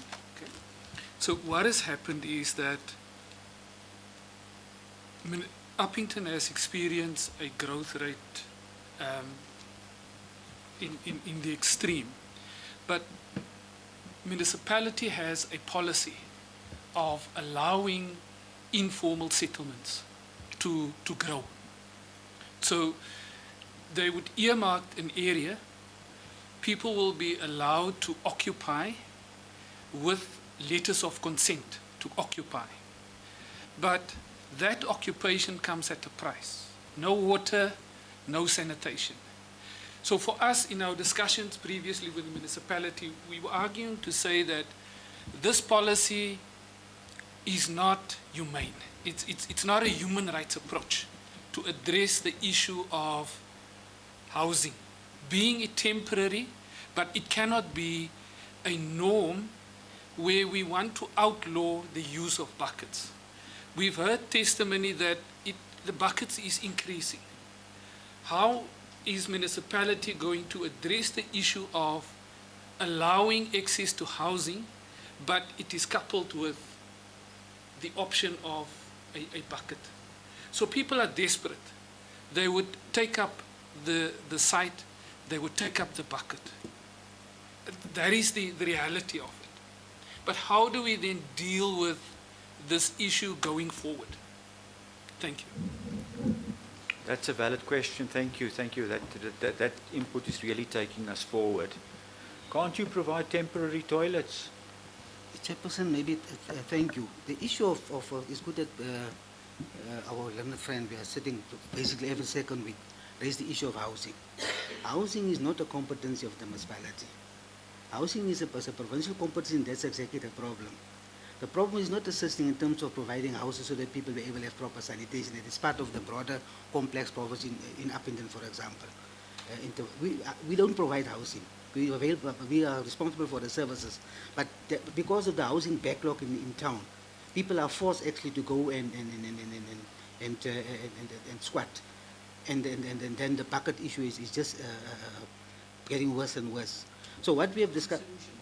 The immediate solution. I don't want to listen to the excuses. No, I want that to be addressed, and I want it to be addressed this week. No, we not need to, as I already said, we need to start removing the buckets, as I said earlier, and devise ways and means of doing it. We had already discussions. The second issue is that we need to prevent the illegal squatting. We've already put certain measures in place to do that also. But unless we get the houses, Chairperson, with all due respect, we won't be able to sort out the issue. People need the houses. That's the main issue. Yeah, but can't you provide temporary... We are discussing sanitation now. We are not discussing human settlements and housing and so on. We are discussing the immediate challenge. The immediate challenge of buckets not being removed. We must ensure that people get the buckets, Chairperson. That's what the immediate challenge for us is. But in the meantime, we also need to look at the broader issue of the housing and also the illegal squatting. When will these buckets be removed and cleaned and returned? As I already said, we will discuss it. It will start happening next week immediately in terms of the program we are going to devise. Next week immediately? Yes. Is next week immediately? Yes. Next week. That's in the immediate future. That's what I'm trying to say, Chairperson. Is there no way that you can do it tomorrow? This is a human rights violation. Technical manager, can you remove it tomorrow? Yes. Is there a commitment from the municipality? Yes, Chairperson. You're under oath? Yes. We're going to follow up? Yes, we'll do so. You want to ask something? Sorry? No, it's fine. So tomorrow. And please look into alternative means of sanitation. Temporary toilets or just something else. This is just inhumane for people to use buckets. Can I get some silence, please? Otherwise, I'm going to ask you to leave this venue. Is that the commitment? Tomorrow, buckets, you will start with the process of removing those buckets and cleaning them. There is a program running on a weekly basis, Chairperson. So we'll just make sure that we put necessary resources that all the areas are covered within each week. That's the commitment. And the possibility of assisting with an alternative means of sanitation, temporary toilets, or just addressing this serious challenge. Chairperson, I think what we must need to do is this is the issue also for resources. And I think what we will do from the CFO side is to go and identify. In fact, we had a discussion about exactly what Chairperson was asking about. But we keep on getting stuck with the issue of availability of funds for dealing with issues immediately. We had a discussion. But the reason why I'm saying that in terms of network challenge, we have a program in the municipality in terms of the different areas where we remove buckets. And certain days and certain weeks you do certain areas. And it might be that the program for next week is not necessarily that area, but we will actually expedite the project to bring it in for next week. That is my response to next week. Okay. Yes. But let's prioritize it. Let's prioritize less catering, less traveling. Let's focus on actual service delivery. All right. We will make that a recommendation as well, that the municipality should consider alternative means of sanitation, that the buckets will be removed for now on, you say you cannot, you can only do it on a weekly basis. All right.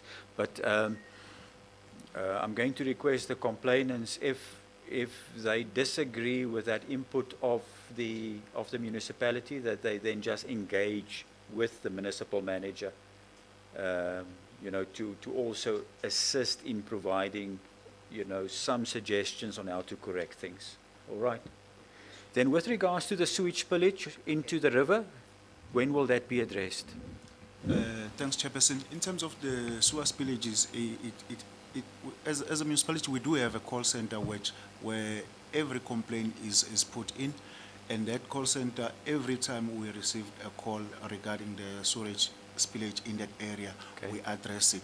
But then the other issues, as the MMS indicated earlier on, that we're struggling because there is a number of businesses in that area which are depositing fats in our systems, which makes it difficult, because the one difficult issue with fat, you can't grab it. If it's in the water, it becomes difficult, but we try by all means that we unblock the blockages. We publish all the contacts that we remove from the blockages. We place it on our Facebook page to indicate to the public, would please just avoid depositing these issues or these items on our sewers, because it affects everyone. But you must also request your councillors. Mr. van der Steen is a councillor. He must go and meet with those community members. We do engage him. He must very go well. to them and say, stop doing this, because you know, we bring your complaints to the attention of the municipality, but you are the culprits. We Use your councillors to also Yes. fight your battles. They're getting paid. Yes, he's part of us on daily basis. We engage with him. If there are challenges, he addresses them. Oh, it's good Yeah. to hear. Yes, he's still here. He can attest to that. Thank All you. right. But this specific one, the fact that sewage is flowing into the river is not acceptable. How are you going to address this complaint immediately? Thanks, Chair. In terms of the sewage running into the river, we have put in not necessarily a proper plan, but we have put in a BAM that if anything happened to that line, that the sewage must first flow in that area, then we can be able to identify the problem, or we'll see that there is a problem and address it. But there's testimony under oath that there is a problem. There was incidents previously, and then we've created a BAM. That BAM secures that the sewage doesn't run directly to the river. Yeah, but there's now a blockage. There's a blockage, and it's causing a sewage spillage. That is according to the testimony that we received. No, the complainant is raising his hand. No, I'm not going to allow him Okay. again. But it's, Can I make a ruling that you will Yes. immediately follow up on that specific complaint? yes, That you, technical manager, perhaps you and Mr. Pullman just have a discussion outside, and I make a ruling that you attend to that specific complaint as a matter of urgency. It is serious. That one I cannot allow. I cannot ask that you only attend to it a week later. All right. Cool. So we have reached the end of our session. I beg your pardon? No, this specific session. Right, there's a long list of 13 sets of documentation that you need to provide to us, not later than next week, Friday, the 13th of October. Mr. Weingart, you have a very good relationship with him. I'm told Mr. Weingart will provide you with that list of information that you need to submit to the Commission not later than the the 31st of October, next week, Friday. It includes everything that we have spoken about. Right, that community is waiting for you. Manager Technical Services, Mr. Pullman, is waiting for you to have a discussion. Thank you for your attendance, and thank you for the valuable inputs that both the complainants and the municipality made. You are then excused. Thank you. Next one is the district municipality, and I really hope this one is going to be easier.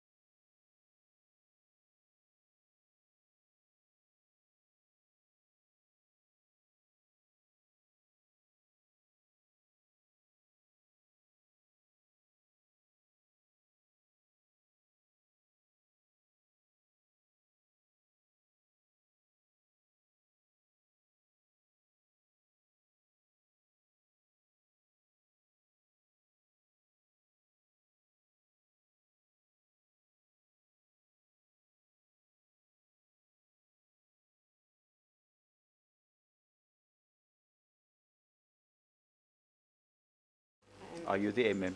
I hope, MM, that you are just as concerned as we are about the state of municipalities in your district. So I'm going to request Commissioner Quinana just to handle the formalities, and then we will have a nice chat. Thank you. MM, may I please have you stand? Your full names, please. Samantha Maureen, Kiriametsi Tata status. Your age? I'm 52 years old. Is the oath or the affirmation? The oath, please. Do you have any objection taking the prescribed oath? No, I don't. Do you regard the prescribed oath to be binding on your conscience? Yes, I do. Do you swear that the evidence you're about to give will be the truth, the whole truth, nothing but the truth? If that is so, raise your right hand and say, so help me God. So help me God. Thank you so much. Your full names, please. Eloise Rochelle Isaacs, Your age? 41. Is it the oath or the affirmation? The oath? Do you have any objection in taking the prescribed oath? No. Do you regard the oath as binding on your conscience? Yes. Do you say that the evidence you're about to give will be the truth, the whole truth, nothing but the truth? If that is so, please raise your right hand and say, so help me God. So help me God. Thank you so much. Your position? Chief Financial Officer. CFO. Thank you. Good day, Chairperson. Good evening. It's after 6. Your full names, please. Daniel Jacobus van Zyl, Your age? 64. Is it the oath or the affirmation? Do you have any objection in taking the prescribed oath? Do you regard the prescribed oath to be binding on your conscience? Yes. Do you swear that the evidence you're about to give will be the truth, the whole truth, nothing but the truth? If that is so, raise your right hand and say, so help me God. So help me God. Thank you so much. Your position? The Director Corporate Services. Thank you. Good evening. Good evening, Commissioner. Your full names, please. I'm Isaac Gerald Andreas de Waal, Your age? 46 years old. Your position? I'm the Director of Planning and Development. Thank you. Is it the oath or the affirmation? Is the oath? Do you have any objection in taking the prescribed oath? No. Do you regard the prescribed oath to be binding on your conscience? Yes. Do you swear that the evidence you're about to give will be the truth, the whole truth, nothing but the truth? If there is so, Raise your right hand and say, so help me God. So help me God. All sworn in, Chair, thank you. Right, thank you so much, Commissioner Quinana. We have listened to the testimonies of how many district municipalities, administration, is it 4 already? Will this be the 5th? The 4th. Now, we are struggling, and I must indicate, I must put a disclaimer there that I used to also sit in your chair. So, but convince us, convince us, justify your existence.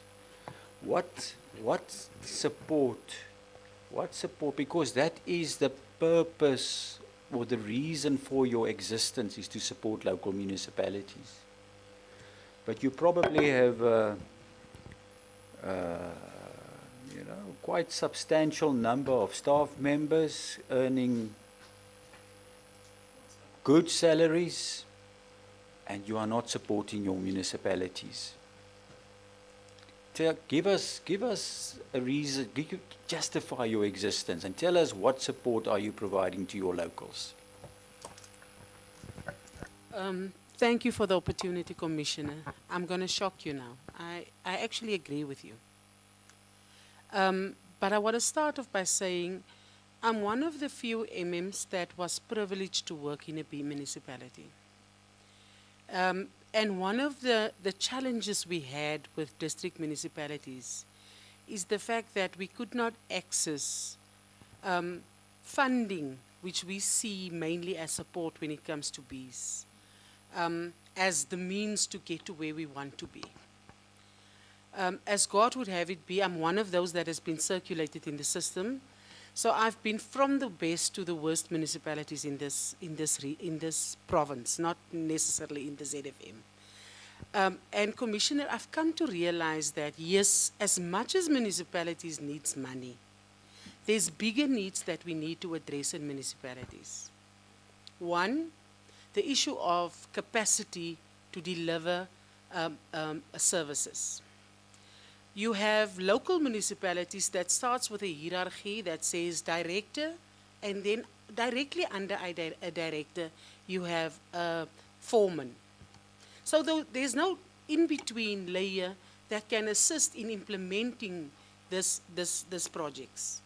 So your director would have experience as someone from SAHRC or wherever, provincial departments where they mainly deal with us through letter writing.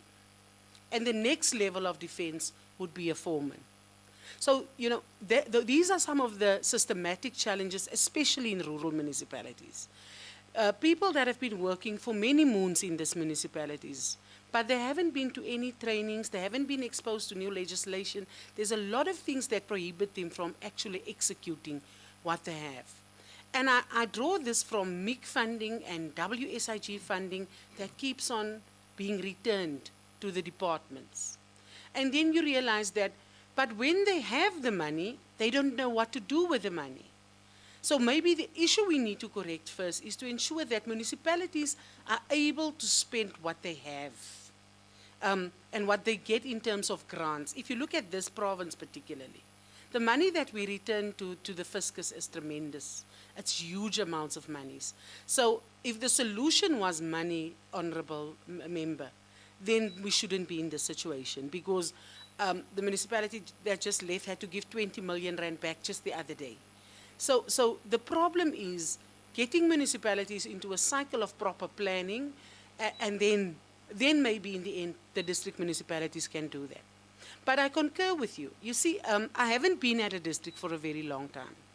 In the past 2 months that I've been there, we've come to realize that the financial distress that municipalities are in is also felt by district municipalities.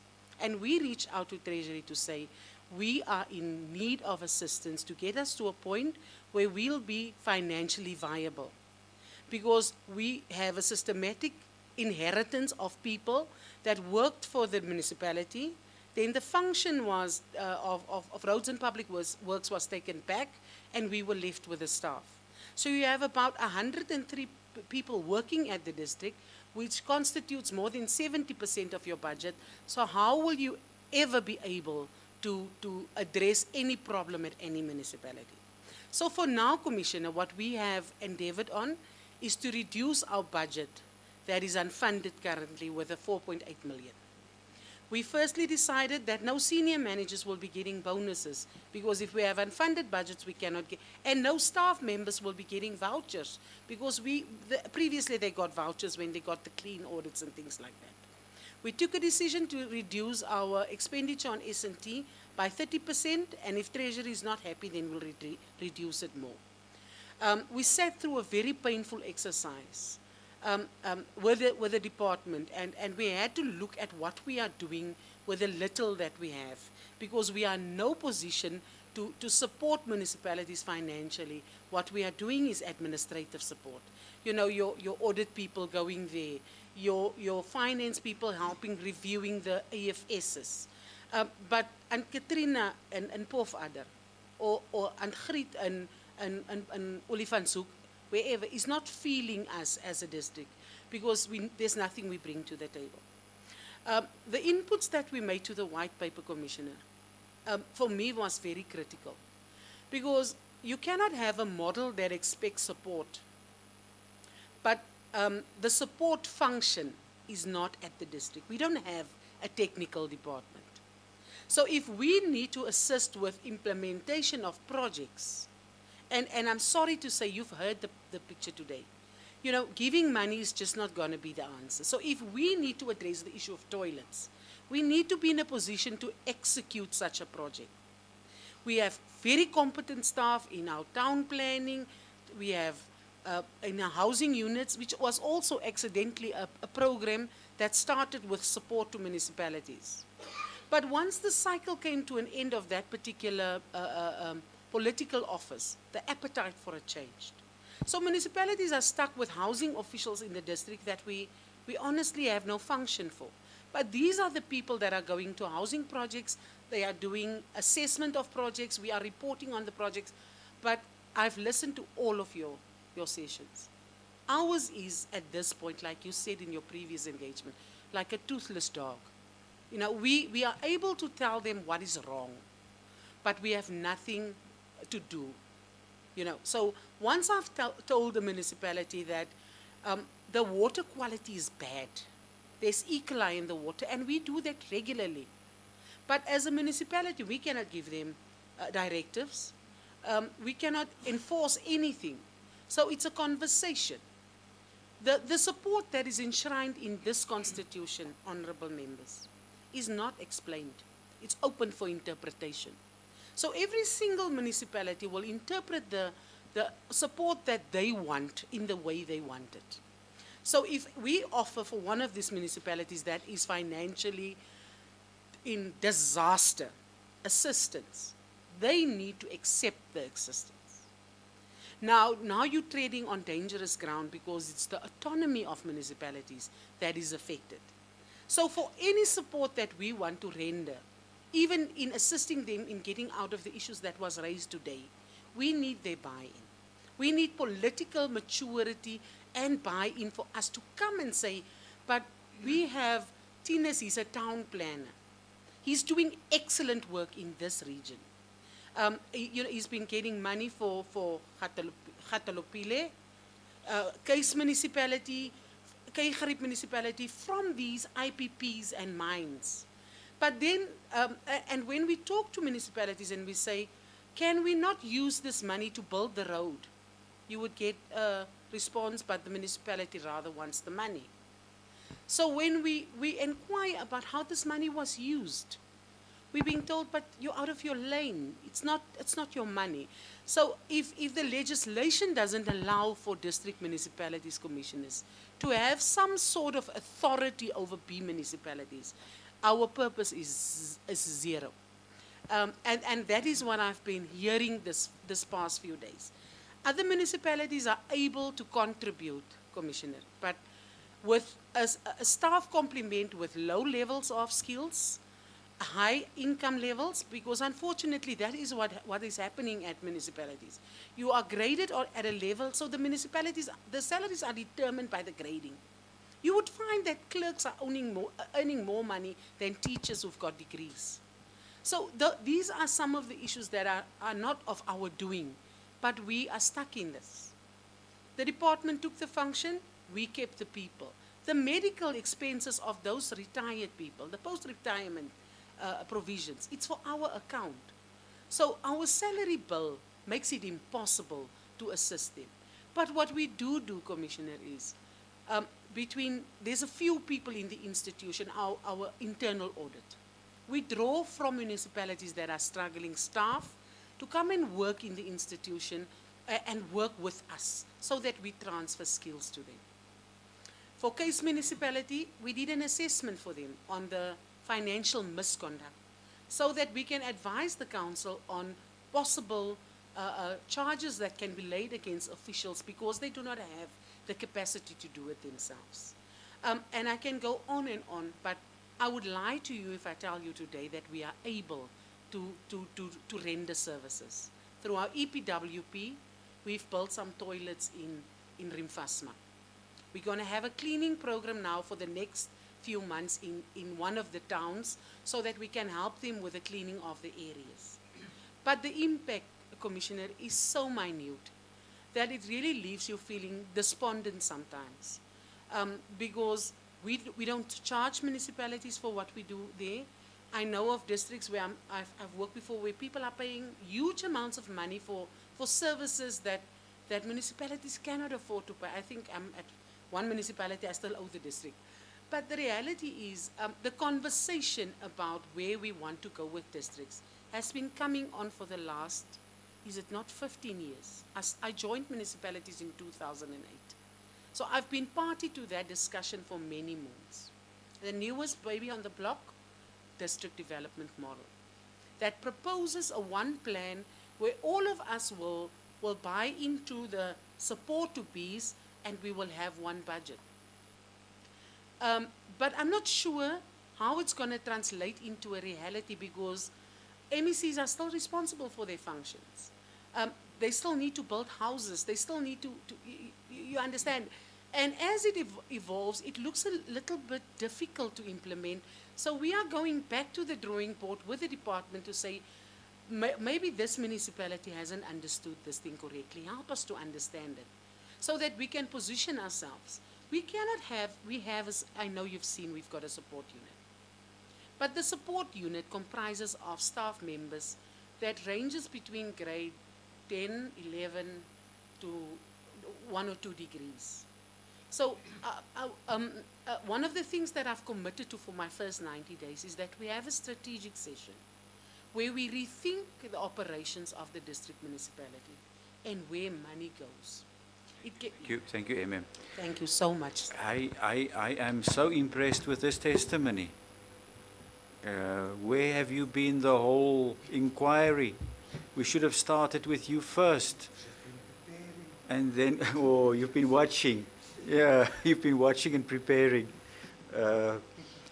Yeah, no, if only the local municipalities would have been so committed to ensuring that services are provided to the communities.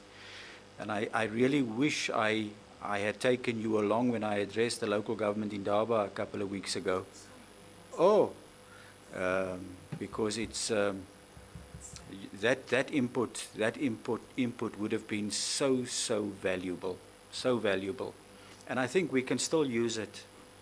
We can still use it, and that is the purpose of our engagement with municipalities. Thank you for that honesty. You are spot on. Mr. Adams, would you like to ask a few questions? And Commissioner Quinana? Thank you, Chairperson of the panel.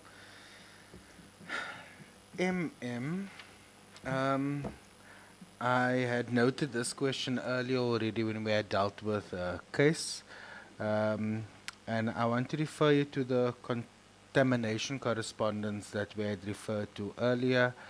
Were there any follow-up attempts by the district municipality? What oversight has the district municipality exercised in that regard?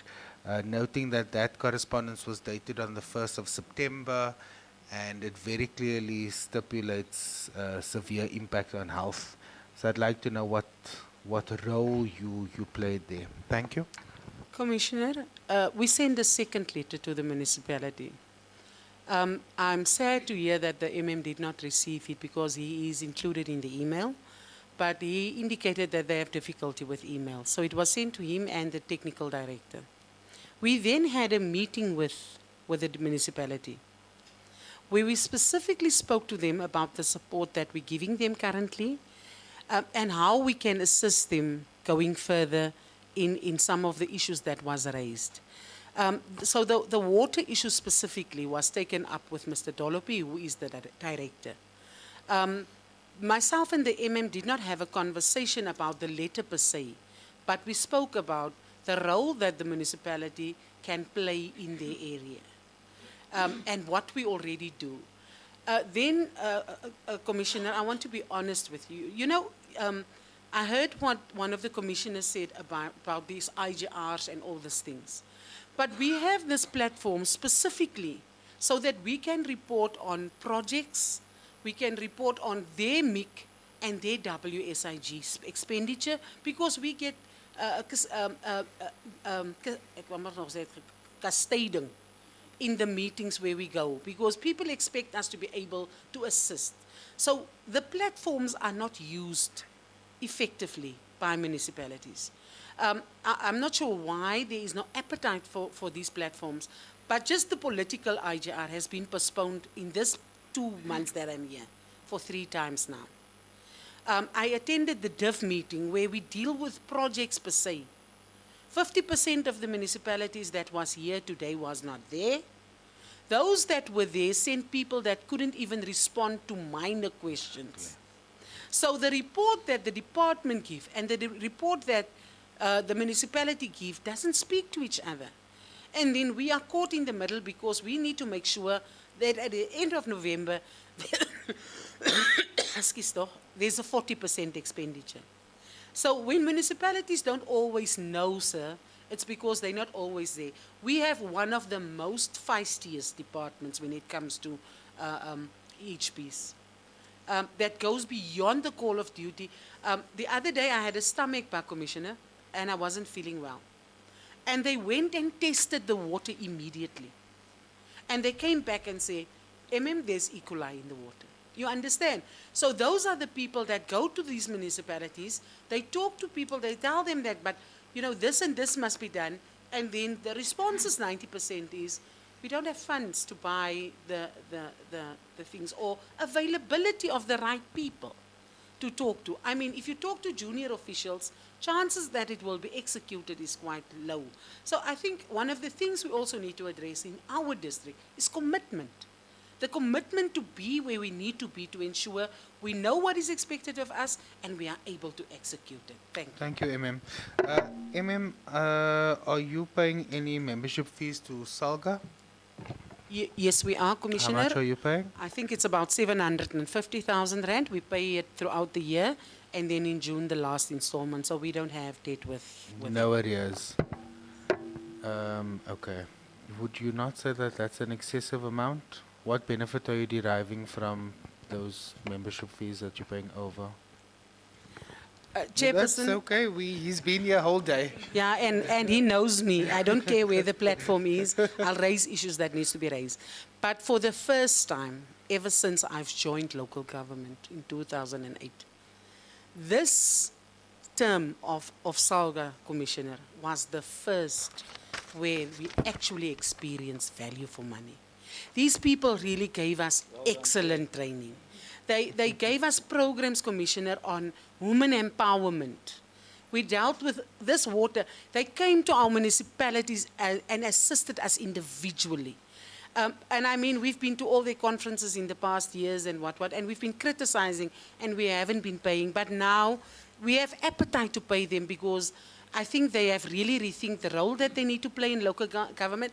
They've also realized the weaknesses of councillors, and they're really going above and beyond the call of duty to ensure that issues of water is addressed by them. They even train people to come and assist us. They've taken our ICT departments from zero to hero in no time with the assistance that they're giving.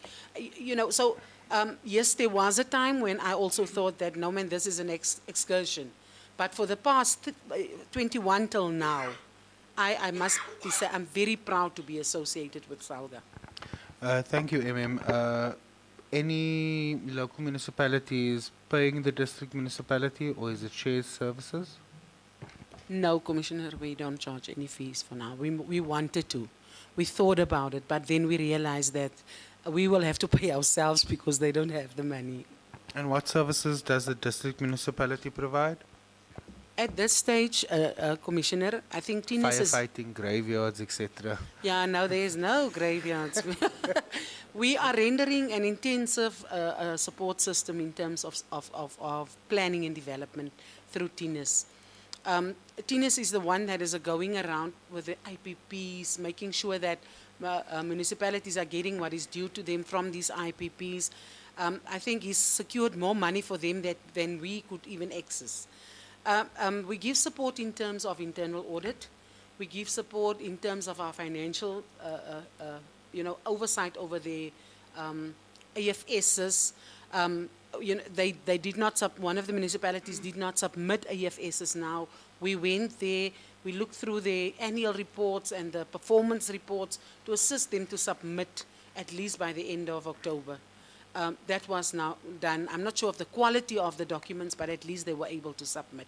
Like I said earlier, Commissioners, mostly it's administrative support. It's really nothing to do with putting out lights and eradicating bucket systems and those kind of things. But I think this exercise, Commissioner, it's like you said, maybe we've been sleeping. It was quite an eye-opener for me. I said to the lady sitting there, I spent the whole of last night looking at that videos. And then I had a migraine that nearly killed me. And then I went into a panic attack. And I thought that I should be very sick today. But that's why you're so prepared. By 4 o'clock, I was ready to faint. So that I'm just on P here. But the learning curve that I've experienced through this has charged me to realize that, a district municipality cannot have high teas and people don't have toilets. Correct. We cannot have nice to have programs when communities are saying they don't have water. So even if our contribution can be 10 Rand, at least it should make a difference in the life of one person. And we are going back from this exercise to our council to say, now that we are preparing for a revised budget, we really need to look at what impact we can make in smaller towns where municipalities are not always able to get there. I felt so ashamed when I listened to some of the things that municipalities were saying and the responses that they got from you. Because it looked like we sat there and we decided we've arrived. Our salaries are secure, we get equitable share, therefore the plight of people out there is not our responsibility. We've been doing a lot of social programs, but I also realized this 2 days, not even, starting from Francis Bart, I listened to that one as well.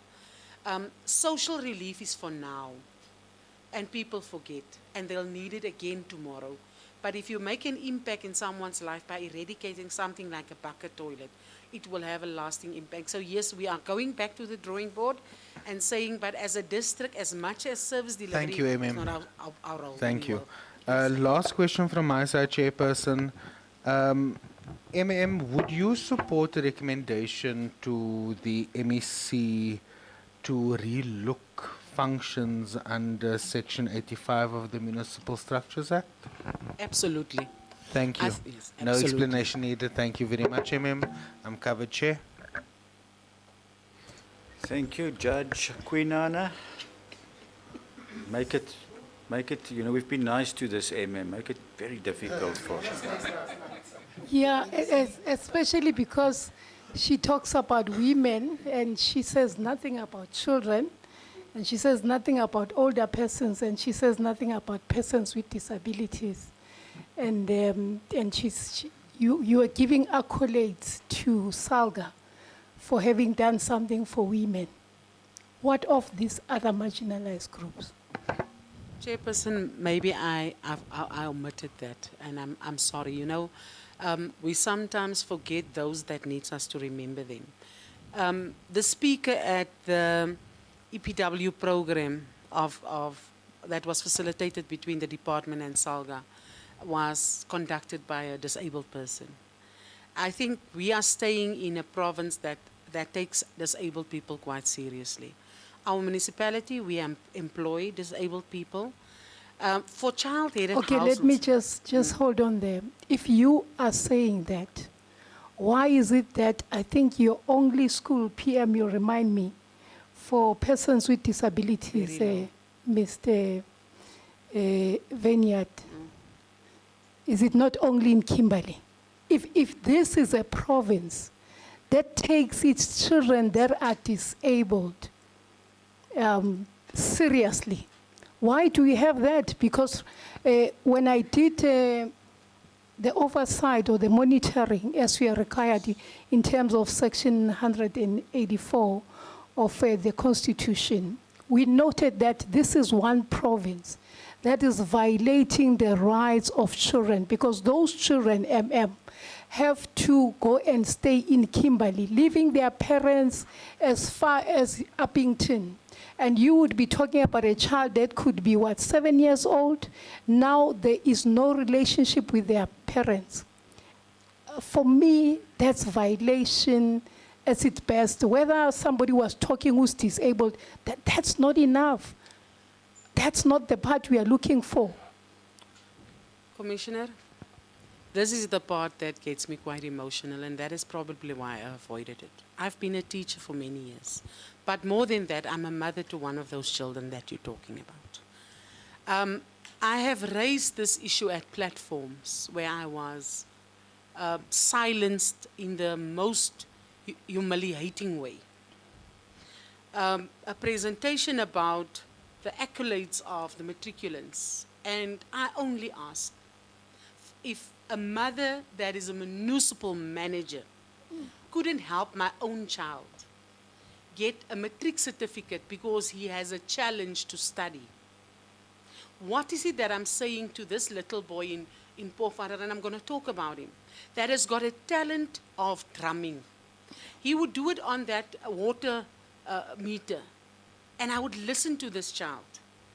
And you know, you realize that if you can develop this child's talent now, when he is 15 years old and people are making fun of the fact that he's got this big head with a small inyana eyes, he would be confident enough in his talent. The unfortunate part is, Chairperson, even the system doesn't allow for that. You have a young boy in Ward 10, he's in a rollstool. I met him at a party the other night, and he was laughing, and I talked to him, and he says, I have only one dream. I want to go to school, but I can't because I have no control over my number twos. And you see, that is one of the things that is the weakness of the system that education is today.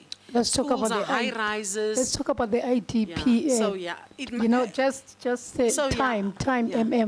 It's Koratu. Now, whilst you oversee these municipalities, in terms of their IDPs, how are you assisting them? When I read the other municipalities' website, they were saying that they're giving strategic, training and so forth, I haven't looked at your website. I've just looked at what you have presented. But what is it that you do in this regard? Thanks, Commissioner. Commissioner, we as the district municipality, we have our monthly and quarterly ZFM tribunal engagements with the local municipalities where we discuss the spatial development frameworks and also the land use management schemes, etc., in terms of the housing engagement and in terms of the planning as well. Where do we want to take them with the local municipality in terms of expanding, and also talk about what you are asking and engaging upon in terms of the various marginalized groups and groups, etc. Because so there is land earmarked for persons with disabilities. Yes, in the There local is land? Yes, the local municipality should earmark those for in terms of churches, marginalized. Remember, you're disability under situations. oath. Remember, Yes. you're under oath, and I want you to be truthful about this. Whether indeed this is something that is in the pipeline, because remember, persons with disabilities are listening to this engagement. They want to know if indeed somebody is thinking about them. So, is that the truth? That indeed there is a plan that is in place, and when is it going to be put into place? Commissioner, can I ask Tinus to respond to this because he deals with. Tinus is not under oath, Okay, unfortunately. All right, unfortunately. Commissioner, I would lie to you if I tell you that I've looked at the IDPs yet. I haven't had the time to go through the issues in their IDP. So I would go back and look at the IDPs and then respond to the And commissioner. you said you were listening to me. I was listening to you, yes. If you're listening to And me, you've been those raising have it been my consistently. questions. I've Yes. been asking this consistently because the marginalized are the forgotten one. Once we appreciate that your province seems to be the forgotten province, but you also then are not paying attention to the marginalized group. These are women. At least you amplified their voice. You said something about them. But then we've got children. You know, and one of the municipalities spoke about drugs, and it was just one municipality. And I was just asking myself, does it mean it's just one municipality in the entire province that has got that experience? Because then I would definitely clap for you and say it means you are doing very well as a province, because where I come from, it's almost all the municipalities say the drugs is an issue. Oh, it's a huge issue. It's not just an issue. And then it's older persons that you seem to also forgetting. And your colleague there is 64 years of age. He's already an older person. And I want to know, what plans do you have for him? Is there a plan for him? Are there going to be good programs that he can tap into that are going to help him, to keep him busy, so that, he does not rust, in his thinking, and he's not going to be susceptible to suffering from dementia? No, Commissioner, I think this is a pointer for us in our discussions that we're going to have. We really need to rethink the role of the district in ensuring that vulnerable people is accommodated, because I haven't picked it up in any of our documents. So if we go back now and we relook our institution, we would also have to relook. I know our mayor has a lot of outreach programs to these people. But like I said, it's social of nature. So, you get food today, it's not there tomorrow. But if you can give them something to do, to remain, and for lack of a better word, relevant, because they sometimes feel that they're ready to die. So, yes, I stand guilty, and I'll definitely take it back to the platform. Thank you so much, for acknowledging that there are shortcomings and that you are prepared to do something about it. Really, we must give you those accolades, Chairperson. She's the first of many that has done that. Thank you so much, Chair. All right, I think we have received an acknowledgement from the district municipality that there are indeed challenges with regards to the system of local government, especially with regards to Category C municipalities. But thank you for the honesty. I was criticizing this arrangement of recycling MMs. And I'm sure that you've seen the responses we've received today and even yesterday, where a municipal manager would be moved from this municipality to the next one. He was only there for a year. Now he's at the next municipality for a year, and there's just no consistency. You used the word that you've been one of the MMs who've been circulated. I don't know what you did for your sins to be removed from a B municipality to be taken to a C. Perhaps they were rewarding you. You were working extremely hard. Now it's time to do much less. Time off, earn a nice salary, and that was some form of reward to you in the recycling process. But let me be clear. If more municipal managers were like you, and I don't know what you've done performance-wise in the other municipalities, perhaps you messed up and you were arrested and I don't know about it. And I'm making this very controversial statement, but just from listening to you today, if more municipal managers could be like you, caring, and acknowledging the challenges that municipalities face, I think we will make a huge difference. Again, it is not, and the people watching, you know, it's not about criticizing municipalities and MMs and mayors and so on, which we do, and we will do in our report. Report is not going to look nice, I can assure you. Just like the Free State one. The Free State one is getting coverage everywhere. But it's about the people of Kamiesberg. It's about the people of Kamiesberg. It's about Richtersveld. It's about those people who have no hope at the moment. There is no economic development in those areas.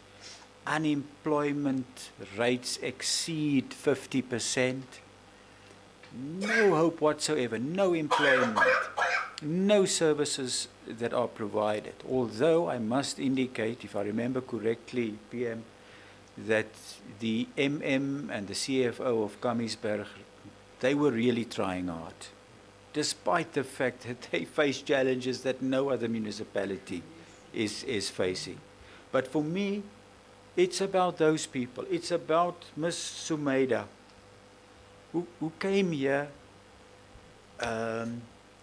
with no ill intentions. She just wanted to say, we do not have access to services. We are not looked after by this municipality. Please help us. And that is the purpose of this inquiry. And again, if more MMs would have been like you, would have,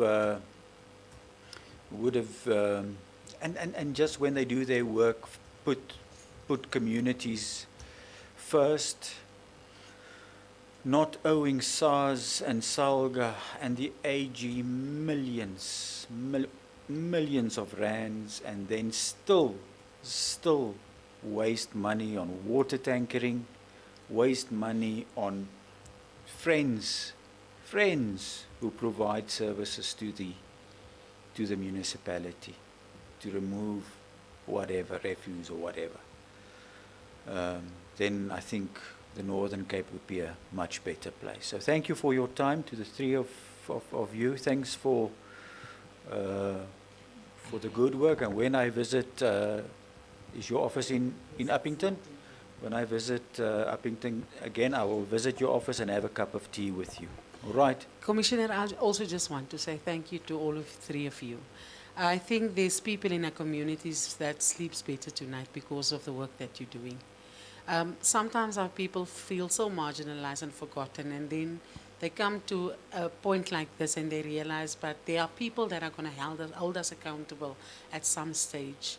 And that today was that day for us. And the fact that I was afraid must tell you, today was that day for us. So the work that you do, it doesn't go unnoticed. We really appreciate it. Keep us on our toes. Remind us of our responsibility to the people who do not have. It looks like it's the era of the commissions and things, but we appreciate it. Thank you. Commissioner Kwinana, I want you to say it on record. Tell them that I'm the nicest commissioner in the commission. Tell them. I'm not as bad as I looked the last few weeks. Yeah, it's just that Northern Cape brought something out of you, but true, he's the nicest of all of us. So, I don't want to take personal, but some of us, we really felt them when we look at this. All right. Thank you so much. You are excused. Thank you. Provincial Chair, it's a privilege to welcome you. And I must say that I have never experienced this. We've had a number of inquiries all over the country in different provinces. It is the first It's the first time that a provincial chairperson of SAHRC has attended the inquiry, has sat throughout the inquiry, and is willing to address the inquiry. For us, it is something that we have to acknowledge. You have received testimony now from a municipality indicating that under your leadership things are really happening at SAHRC, and that was one of our concerns. You know that. You've been here, you've probably watched some of the inputs that we've made. We were asking, but are you not being paid too much as SAHRC? What are you actually doing for municipalities? There is a provision, organized local government is a provision in the constitution. You should be there. But the question always arose, are they really doing anything? And we've received testimony from a municipal manager who we have given a lot of credit now that you are indeed under your leadership excelling as an organized local government organization. So we're going to request you then to address the inquiry as per your request. We're not going to swear you in. There's no need for that, Chair. You can sit there, you can remain seated, it doesn't matter. But just address us, give us your reflections on what you've seen, what you've experienced, whether you see value in this exercise, and is there hope? Is there hope for the people of the Northern Cape? Over to you, Chair. Is the mic working? The mic is working. There we go. Over to you. Thanks very much, Commissioner Dr. Boshoff, Commissioner Quinana, the provincial manager, the colleagues, and the officials of ZFM. That is the experience MM in the province. I think there are 2 women in the province that you can say that, yes, they understand the business and they have passion on it. And as on behalf of SAHRC, Northern Cape, I want to extend our sincere appreciation for the Commission commitment to this inquiry, for the robust engagement over the past 2 days. These hearings have been having challenges and deeply insightful. They have laid bar that relates of service delivery in our province and the systematic constraints that municipalities are faced daily. SAHRC, as a constitutional mandate under Section 163, remains clear to represent, support, and strengthen local government. Despite our recent delisting from the PFMA Schedule 3A, which means SAHRC no longer receives direct national transfer and now relies primarily on membership levies. We continue to discharge this mandate diligently. Our intervention, which includes policy advocacy, capacity building, and intergovernmental coordination and design to enable municipalities to fulfill their obligation and ultimately to realize socio-economic rights. We acknowledge the Commission's concern regarding membership levies. However, these levies are not arbitrary. They sustain the very function that improve governance and service delivery. The real issues lies in the structural flaws of the current local government funding model, which disadvantage provinces like the Northern Cape due to the vastness geographically, sparse population and high service delivery costs. This model perpetuates underfunding and constrains municipality ability to meet constitutional obligations. Northern Cape contributes significantly to South African economy. Mining accounts for 20% to 25% of our provincial GDP. And we are at the forefront of renewable energy investment. Yet, these benefits do not trickle down to our communities because of the division of revenue formula. It's popularly weighted, not cost weighted. The Northern Cape roads include those which municipalities face service strain from heavily freight traffic through towns such as Uppington, Groblersdorp, Prieska, De Aar, Kathu, Kuruman, and Postmasburg. Despite this, the province received limited funding because fuel levies and license fees largely are directed to other provinces where trucks refuel and where the license registration are registered. These revenue leakages, combined with the maintenance backlog and harsh conditions, undermines road safety and reliability. We call for enforcement to ensure equitable funding for provinces hosting national freight corridors. Our municipality faces high per capita cost for water regulation, roads and maintenance, while struggling to attract and retain critical skills such as engineering, artisans, chartered accountants, and medical professionals.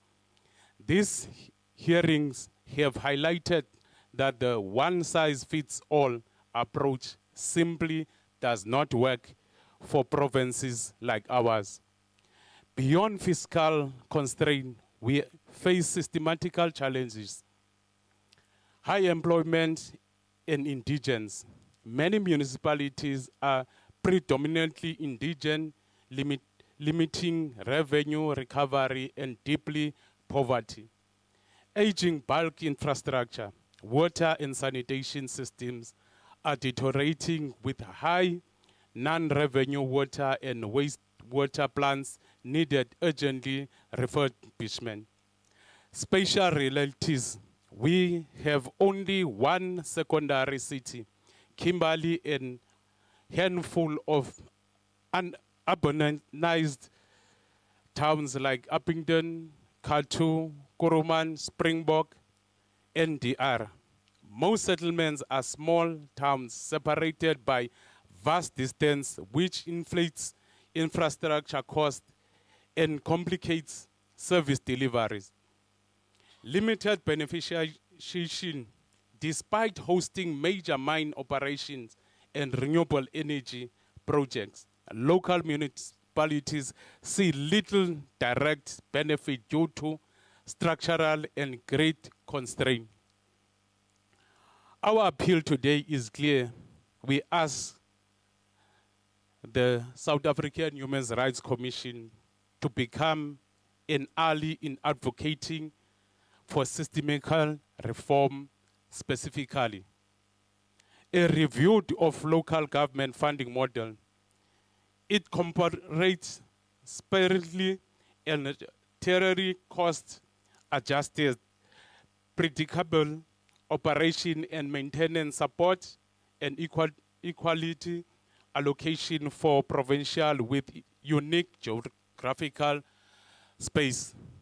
SAHRC is consistently advocate for increased local government funding and alternative revenue sources to reduce the burden of municipality. It has called for reform in the local government fiscal framework and highlighted the inequitable of current allocation to address infrastructure backlogs and unfunded mandates. support for skills, attraction and retention of strategies, including shared service for financial and engineering, rural incentives, and partnership with institutions like Solplaatje University and TVET colleges. Infrastructure regeneration compass to rehabilitate aged water and sanitation system, local beneficiation framework for mining and renewable energy investment to translate economy footprints into community benefits. Before I conclude, allow me to highlight that SAHRC Northern Cape does not work in isolation. We have cultivated strong partnership that direct benefit our communities and the extension our communities. Northern Cape Provincial Legislature, SAHRC and Provincial Legislature collaborate on legislation oversight and policy alignment, ensuring municipalities' issues are addressed in the provincial processes like SOPA, taking legislation to the people and portfolio committees. On Solplaatje University, partnership focus on councillors and officials development through short learning programs, research, collaboration, and leadership training to professionalize local government. South African Roads Federation supports municipality with accreditation training on road safety, audits, pavement management, and assets management to improve rural roads infrastructure. Northern Cape Community and Technical College and Northern Cape Urban TVET College provides tolerant programs for councillors without metric, equipping them with government and leadership skills to execute the duties effectively. These partnerships are particular instruments to capacitate building and governance improvement, demonstrating that collaboration is the cornerstone of sustaining local government. Chairpersons of the Commission, these hearings have been eye-opener. They have shown us that the challenges we face are not just operational. They are structural. If we do not fix the funding model and address capability gaps, we will continue to see rights compromising on the ground. Let us move beyond and work together to ensure that every citizen in the Northern Cape enjoys the right enshrined in the Constitution. Human rights are not negotiable, and neither is the sustainability of local government. Thank you very much. Thank you, Diabong. Chair, remain seated. Thank you, Chair. I think Commissioner Quinana, it would be in order if we request the Secretariat and the report writers to just acknowledge or to give some form of acknowledgement to the Provincial Chair in our report, just to acknowledge that he attended both weeks of the inquiry. It's the first time, I repeat myself, it's the first time that this has ever happened. And Chairperson, you have shown leadership. You have shown leadership in this province. And that is why this panel was so upset this afternoon with the testimony of Kay Garib. And why we are considering to make a recommendation that that municipal council should be dissolved, because we did not experience leadership in that municipality, the leadership that you have now portrayed. We've just listened to testimony of a very dysfunctional municipality. So leaders, you don't kick out behind every bush, and you have shown today, Chair, that you are that you are a true leader. So thank you very much for those positive words. We appreciate the positive, your positive views about this process and about the Human Rights Commission. We don't always get positive comments. Most of the time we get negative comments about our approaches and so on. But I can give you the assurance that our hearts as commissioners, our hearts as the Secretariat are at the right place. We are there to ensure redress for the most vulnerable, the most marginalized, and although we at times might have been a bit unpleasant to deal with during this inquiry, our intentions were genuine, and we want to address the lives of the people of the Northern Cape. And for us as panelists, it was also an eye-opener, Chair. It was also an eye-opener, and that's why we said, and Commissioner Quinana repeated it this morning again, this is a forgotten province. That is the reality. It's a forgotten province. And I was saying to Mr. Mukhodi, our advisor, today that, perhaps my approach in the media, where we have been, especially in other provinces, have been very vocal about capacity and all the challenges and how dysfunctional local government is in the country. Perhaps my approach should change with regards to the Northern Cape, and I should rather emphasize the fact that this is a forgotten province, rather than just to criticize service delivery in this province. But for me, again, I reiterate, for me it's about the lives of the people. And it's about, again, the lives of the people of Kamiesberg and Richtersveld and all these municipalities and Sumeda. It's about them. It's about them.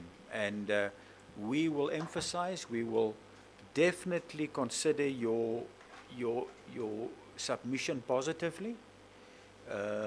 Not only to criticize, but also to take this process forward, to make workable recommendations to address service delivery in the province, but to ensure, most importantly, that this province is not forgotten.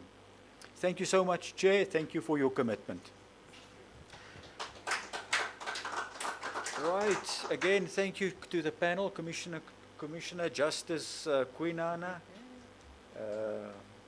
our lawyer, provincial manager, Uzair Adams, all those lawyers sitting there in a row. One is more important than the other one. Thank you to the sound people. Again, thank you to all the municipalities that appeared before the Commission today. To you, Chair, again, I cannot thank you enough for your commitment. To the other staff members of the Northern Cape office, our sign language people, thank you to everyone. I think we are on the right track. Please, please liaise with Mr. Adams. When I visit Uppington again, invite me for coffee, all right? The session is closed.